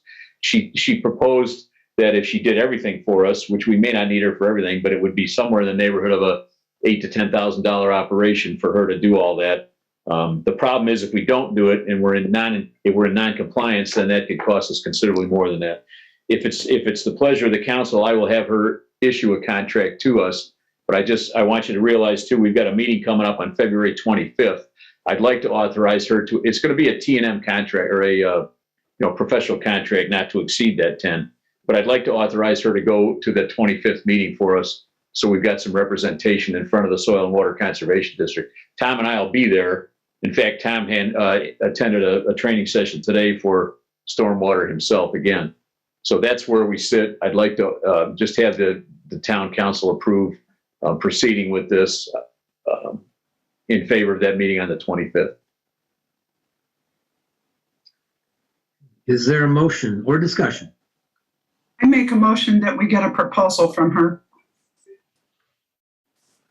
I think that's great, but can you give me the authorization to hire her out for that meeting on the 25th? That'll just be small potatoes. How small are the potatoes, John? Some hourly rate, Mary Lou. I don't know. Call it 100 hours at 4 or something like that. A few $100. Okay. Why don't we say this? Why don't we say you're authorizing $1,000 for this February 25th meeting, and then we'll see what the contract looks like for the next meeting. Would that be okay? Sure. How about not to exceed 1,000? Is that okay? Yeah. But that's don't fine. tell her that number, John. Hopefully she's not listening to the meeting. She Don't believe it or not, anybody tell her. she's very frugal, so I'm not worried about her getting into our shorts too significantly. It's just, we just really need an advocate at this meeting. It's a little above and beyond what we're used to doing, and I think we need to have an advocate there, and then we'll get her contract proposal. We can do it ourselves, but I'm not capable of handling it, and it's getting to be a little more than Tom can handle, so I think we need to get some professional involved. Again, they're changing the rules on us, and if we get caught without our ducks in a row, it could be bad. I'll second Mary Lou's motion. Any other discussion? I'm in favor. Mike Johnstone? Aye. John Coker? Aye. John Wall? Aye. Mary Lou? Thank you. I'll inform her that she can go to that meeting for us. And Granicus contract removal, short-term rental. Chief, you still out there? Yes, the Granicus is our vendor that we use for short-term rentals to search the various databases. And we would recommend that we continue the relationship and contract that we have with them. They did send us a new contract with a 3% increase for 2022.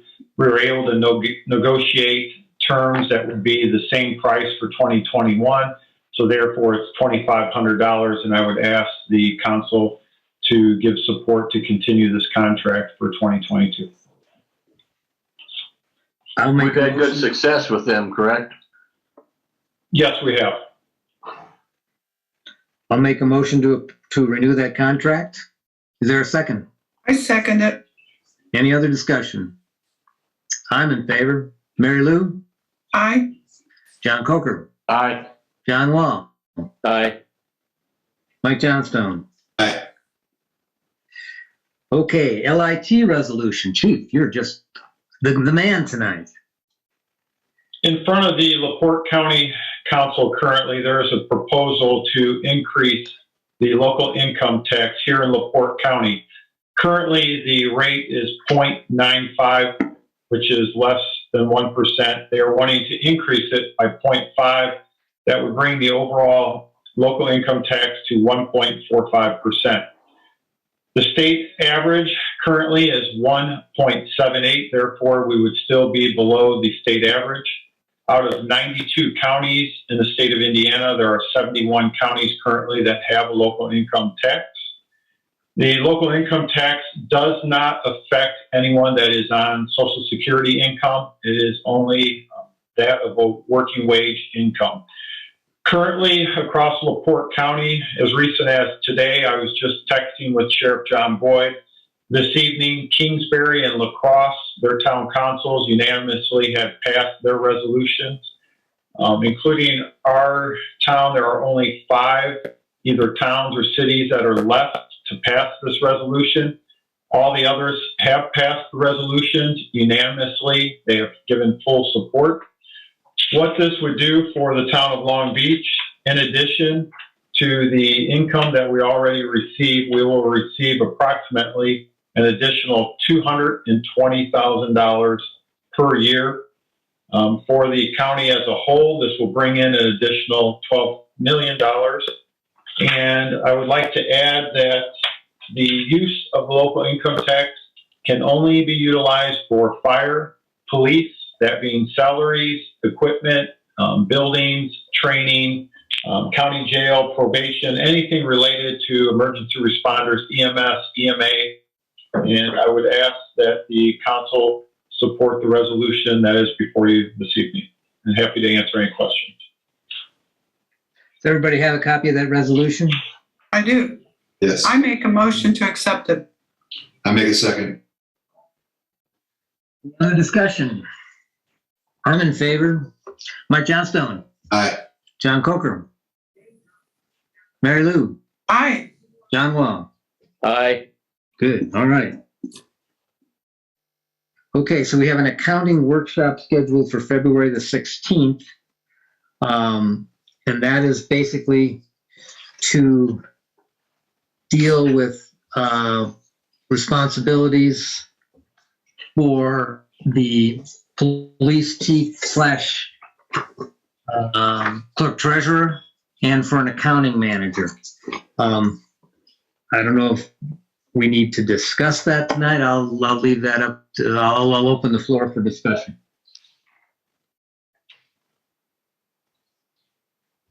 Okay, so we want to well, go ahead. We have a meeting scheduled for Wednesday. I apologize to Mary Lou. I know she's traveling, but we kind of set this up and got everything rolling before we heard that you were going to have trouble making a meeting, Mary Lou. But at any rate, what we're trying to do is, we've got a brand new clerk treasurer. We've got a town employee that potentially could be better utilized in terms of helping us with accounting functions. We know we need to get Sender more involved now that Bill is on his way out the door. So we kind of need to revisit all of our functions in the town relative to the statements and the financial comings and goings, everything from the water department to everything else we do in terms of finances. The Budget and Finance Committee met on this, and we talked a little bit about, how to handle our progression moving forward. I think we're going to talk, if I'm not mistaken, we're going to authorize a change in Mark's position this evening. And part of that would be this accounting function, having some in-house accounting help in addition to using Sender more. So I think what I'd like to propose as a motion is I think I sent everyone a organizational chart that suggests the hierarchy and the interrelationship between the current employees for us to consider. And my motion would be that we accept that structure tonight so that when we meet on Wednesday, we've got an idea what we're talking about so we can make some progress. I can share that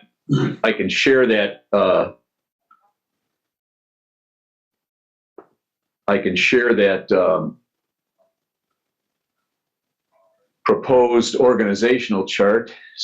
John, do you have a job description for an accounting manager?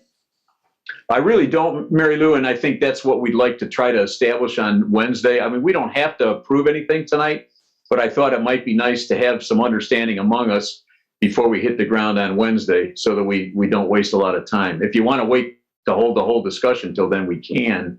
I think you should wait and hold the whole discussion. And I checked with the pilot. I can't be at the meeting, so sorry.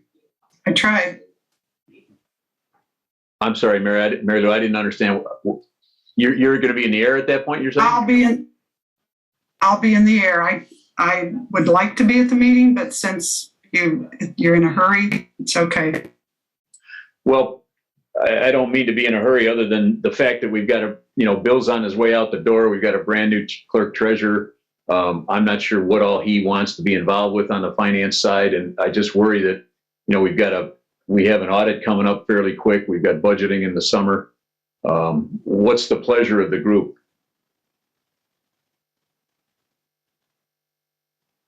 I mean, we're not going to make a final decision on Wednesday, are we? Well, part of the problem is we're calling Wednesday a workshop. So if I just hate to boot this for much more than another couple of weeks. Well, since we've called it a workshop, can we make final decisions at that meeting, or could we simply change the name of it? Well, it's going to be too late notice-wise. This is Chris, but you do have your special meeting coming up, so that maybe you can dovetail on that, and any decision that would come out of that, you'd be prepared to make that decision. It might also match some of the things that you're discussing in terms of streamlining positions and who people report. That's actually a great suggestion, Chris. Okay, so the plan then is to discuss it at the workshop, hopefully have everything ready to go so we can bring it to that meeting next Monday. Okay, so the meeting next Monday, we will be able to make decisions, and we'll talk about all this on Wednesday. I will get it posted tonight, yeah.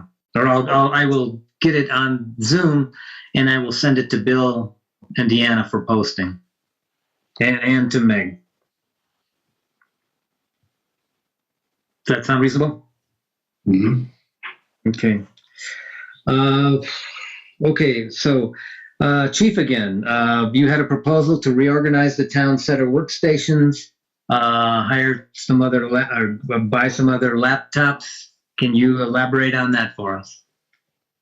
What we'd like to do is, for the overall workflow in the town hall, is create 2 office spaces. One will be our clerk town treasurer office. The other will be the Department of Public Works. Therefore, we want to move some of the workstations around. We will need 1 additional HP computer. I've already secured a price on that through the HP government partnership pricing, which is approximately, for the 2 monitors, the stand, and the computer itself is approximately $2,200.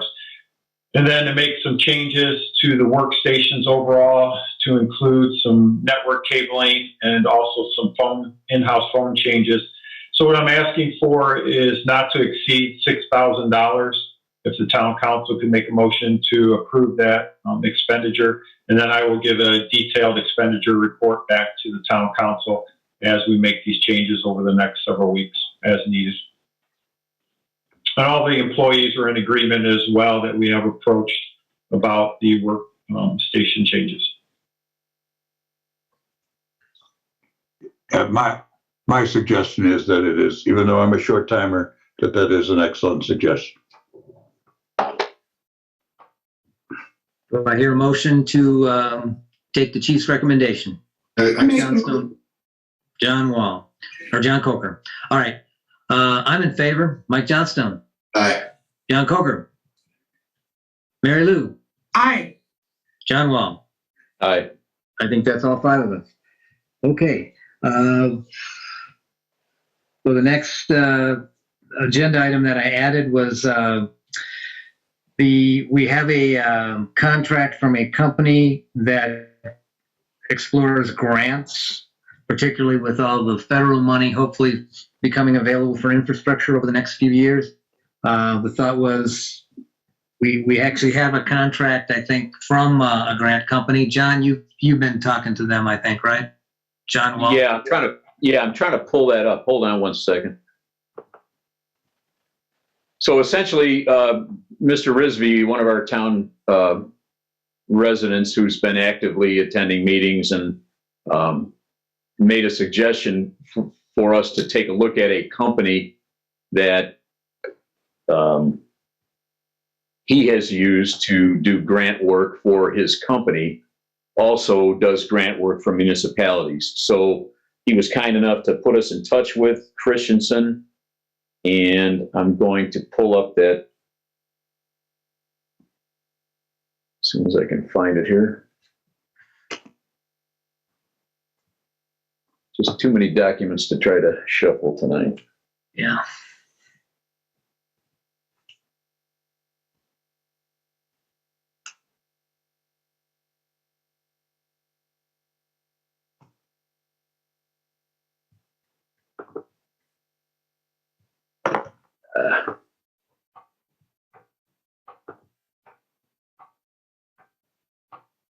Mm-hmm. 112 of 22, John. Well, I've got 12/9 of 21 is where I found it. Just Oh, okay. for some reason. Oh, yep. You know what? It's on a chain. Yeah, I'm almost there. Sorry.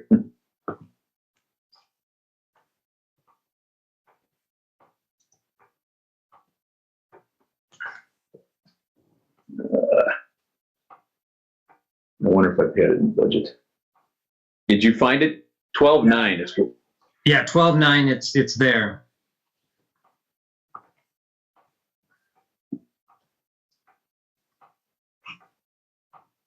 Can you pop it up and share it, or you don't have that capability? I'm kind of a klutz when it comes to that sort of thing. I don't want to destroy the whole meeting. All right, I'll try one more time. I just 12/9. No, it's on my iPad. I need to bring it up on the laptop, and I'm afraid I'll kick myself out of the meeting if I try. Talk amongst yourselves here for a second. Well, the thought being that, there's a lot of grant money hopefully going to becoming available in the town. We don't have expertise in terms of securing those grants. This company does that. is Christensen. Yeah. Okay, here we go. Proposal. I got it now.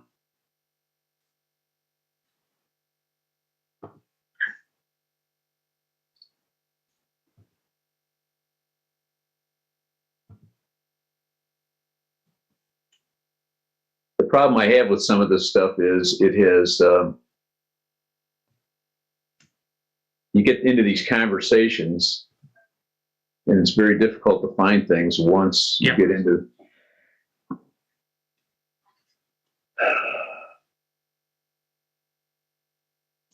I apologize. I'm having a hell of I just can't find this thing. Well, and I apologize that I'm not better at sharing this stuff. Well, how about we wait? Here it is. Here it is. I found it. Sorry, Mary Lou. I found it.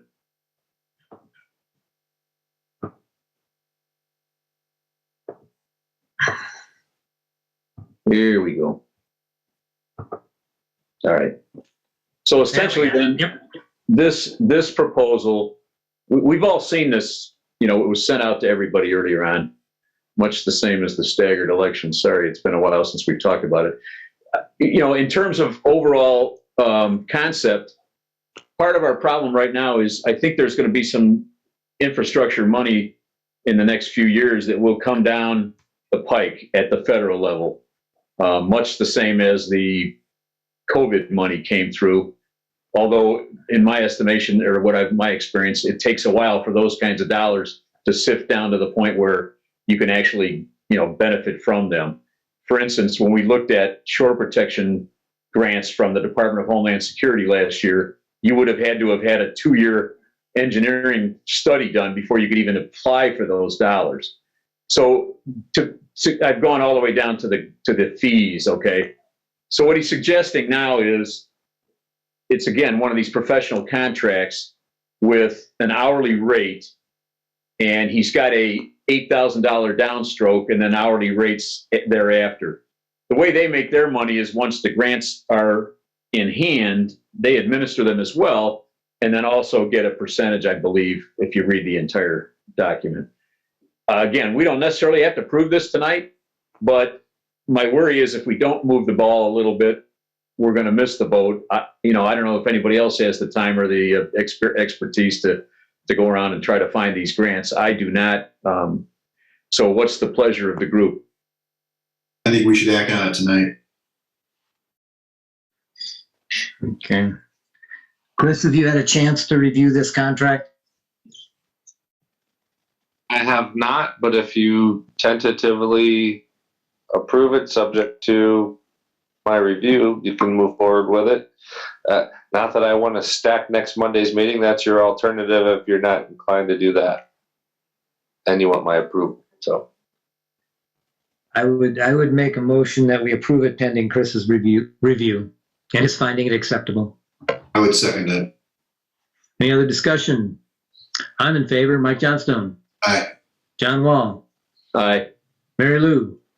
Aye. John Coker. Great, John. John Coker. Uh-oh. I put him to sleep with my document search.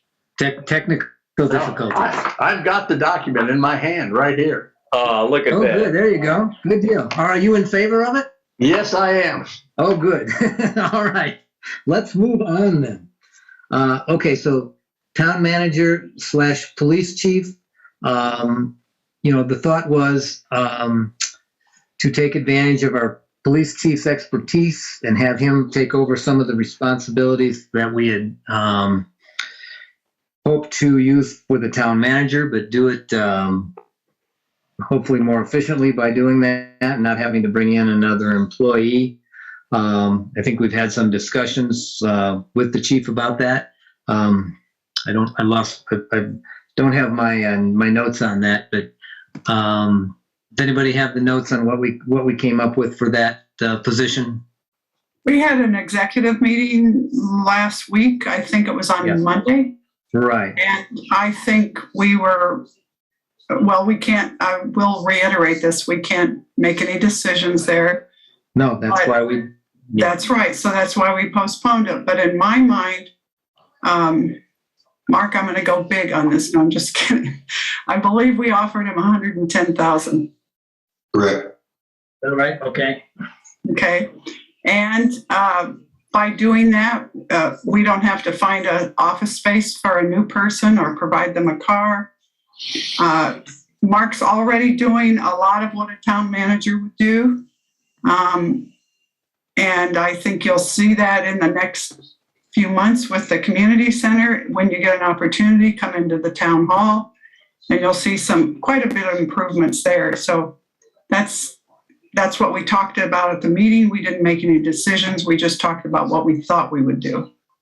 Okay, and was there anything else with that offer? Or was it just the salary? Just the salary. Okay, Just the salary, yeah. And the one question you asked about, and there is no health savings account for people who are not part of the. Right. It asked me to research that, so there is.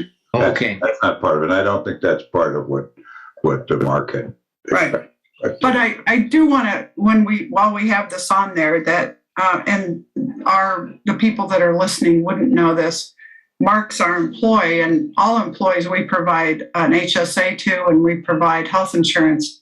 And he's elected to take his wife's insurance, so that saves the town quite a bit of money, and he doesn't get the HSA. So I think ballpark, wasn't that about 10,000, Mark, that saves the town? A little more than that. A little more than that? Okay. Gee, Mark, you look different. Oh, that's Bill. Yeah, total is about $20,000 between the two. Okay, all right. So those are some things we talked about, and I think you've already, in 1 year and 2 months, you've seen a lot of improvements in the town and the communications to all residents and to the council. Yes. Okay, so then I guess it's appropriate to make a motion to offer Mark $110,000 to assume the added responsibility of police chief / town manager as we define them. I would second that, Mike. Okay. And Bob, I think we need to give it an effective date for the payroll. So when's the next payroll, Mark? Or Bill? Well, the next payroll is on is this Friday. Okay, so we would make it, Effective for the next payroll. so we'd make it effective February 18th? Well, Are the police are different. Wait a minute. yeah, no, I mean, but it's still, the February 18th pay is for 2 weeks prior. I'm happy to see him garner some additional, but I don't know whether the argument may be that it should start on Monday, the 21st. Okay, so do you want to include that in your proposal, Bob? Sure, yeah, I'll add that to my motion. You want to add that to your second, to the second? I do. Can I make one quick discussion? One quick point, Bob. Mark's a wonderful guy, and he and I have had some conversations about this, and I'm wholeheartedly in favor of supporting him for what we're trying to do here. My only question is the moniker that we're attaching to him. We have a job description hanging out there for town manager that includes some things that he's not going to be doing. I'd prefer that we call him the town administrator right now, just so we don't complicate our lives with that old job description and some of the duties that are included in that. I don't know that Mark cares what. I was going to suggest that, town manager also has some statutory and town code ramifications as well. So that perhaps it's just some town administrator duties under his current role as the chief marshal. Okay, so I'd amend my motion to say town administrator / police chief. Do I have a second for that? Any other discussion? All right, I'm in favor of that. Mike Johnstone. Aye. John Coger. Aye. John Wall. Aye. Mary Lou McFadden. That was an aye, was it? Yes. Okay. And then accounting manager, we had talked about that. We have a new clerk treasurer taking office. It's going to be a whole new job for him that he's never done before. And so the thought is we need to get him some accounting help. We talked about having Carl Sender and his company or someone from his company helping out our clerk treasurer with that. But the thought being that if we had an in-house accounting manager, that accounting manager would be able to help him also, maybe minimizing how much it costs us for the accounting services from Carl Sender's company, and maybe ultimately being able to take over that job completely. So ultimately we could use Carl for more traditionally what we've used him for. We had talked about Helen Sheridan taking over that role. She's working in the office now. She has a lot of expertise with accounting. I'm not sure what we want to do with that tonight. Any discussion of that? I think, Bob, what I would recommend is we defer until we've had our discussions on Wednesday and then ultimately make our decisions on Monday. Sounds reasonable. That'd be my recommendation. I'm good with that. Same here. Okay, I don't even know we need to vote on that since we're not taking any action. I've run out of agenda items. I think it's time for public comment. Oh, no, go ahead, John Wall. I hate to complicate our lives, but I thought we talked about this once before, but I just want to make sure. Notre Dame School has their St. Pat's Color Run on March 19th. We approved that last year. Mark can speak to his involvement. He was able to help them with traffic control and those sorts of things. Are we all right with them running on our streets and doing the same sort of function this year that they did last year? I thought we talked about this already, but I just want to make sure. I'd make that motion that we allow them to do that if we haven't done it already. Is there a second? I'll second it. Mike Johnstone. Aye. John Coker. Yes. Mary Lou. Yes. I'm in favor. John Wong. Aye. Okay. Now, unless anybody has anything else, public comments. If you want to make a public comment, raise your hand.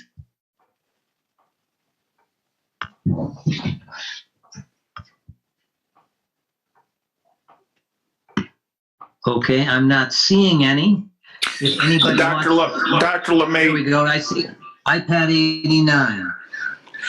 Dr. LeMay, Jim Nylam, 2201 Florimont. I have 3 questions I hope you can clarify for me. 2 of them are regarding the building commission. In regards to the contractor that you suspended his license.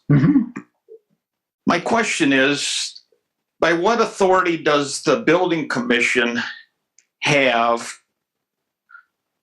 to suspend his license, but then also permit him to do work? So what you've actually gone against is town ordinance that all contractors must be either registered or licensed. And you're permitting a contractor to do work in the town when he's not licensed or registered. The thought is that we didn't want to totally mess up the person who hired him to do the job that he was contracted to do. That would sort of leave the homeowner in the lurch. There was some serious foundation damage that he felt that could get worse if he wasn't allowed to finish that. I understand that point, Doctor, but you're still violating the law, the letter of the law, by letting somebody work in the town that you've actually suspended their license. My next clarification would be is that watching the building commission meetings, there's a home on Lakeshore Drive that's been before the board, before the building commission for almost 2 years. And it's one that does not have an occupancy permit. Why is the person permitted to live there with no occupancy? You have to take that up with the building commission. Meg Kenyon. And my last question is, could you please clarify the succession to the town clerk? You mentioned somebody has been you said him, meaning, do you know who's going to be the next town clerk? Tim Perry is the new town clerk. And how was that decided? The Republican Party, LaPorte County Republican Party gets to appoint Bill's successor because Bill is a Republican. And was there a public meeting for that? You'd have to take that up with them. Meg Canier. I have one more clarification. Why would somebody fill a vacancy when there was no vacancy? I don't know what you're referring to. Meaning that Mr. Defuniak, and I wish you well, Bill, on your retirement, Mr. Defuniak still occupies the office. Yeah, you'll have to take that up again with the Republicans. Beyond my pay grade, I'm afraid. Meg Canier. This is actually Brian Canier, and I just had 2200 Oakenwald. I just had a question about regarding any sort of update from the committee that was looking into our deer overpopulation problem.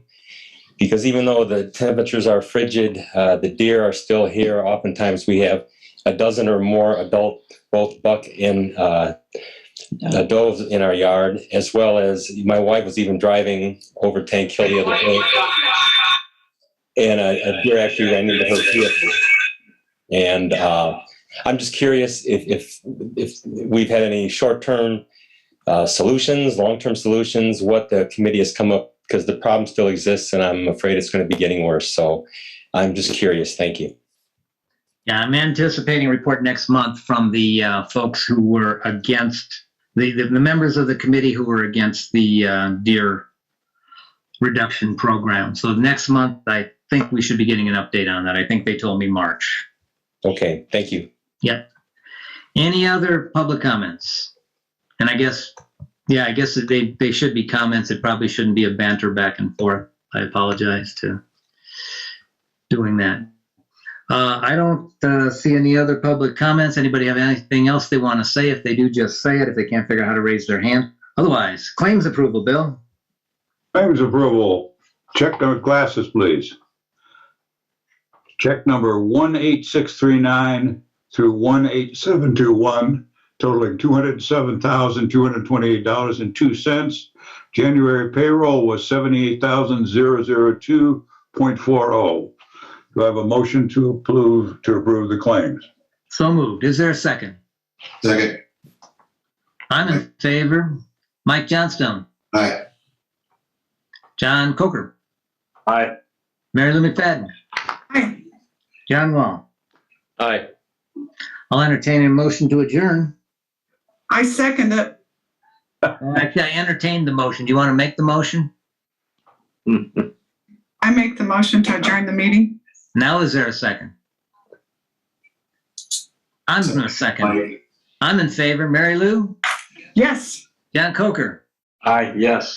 John Wall? Aye. Who did I forget? Mike Johnstone? Aye. Did I get everybody? Thank you. All right. Good night, everybody. And Bill, congratulations again on your retirement. Thank you. And happy Valentine's Day, everybody. Yeah, thank you.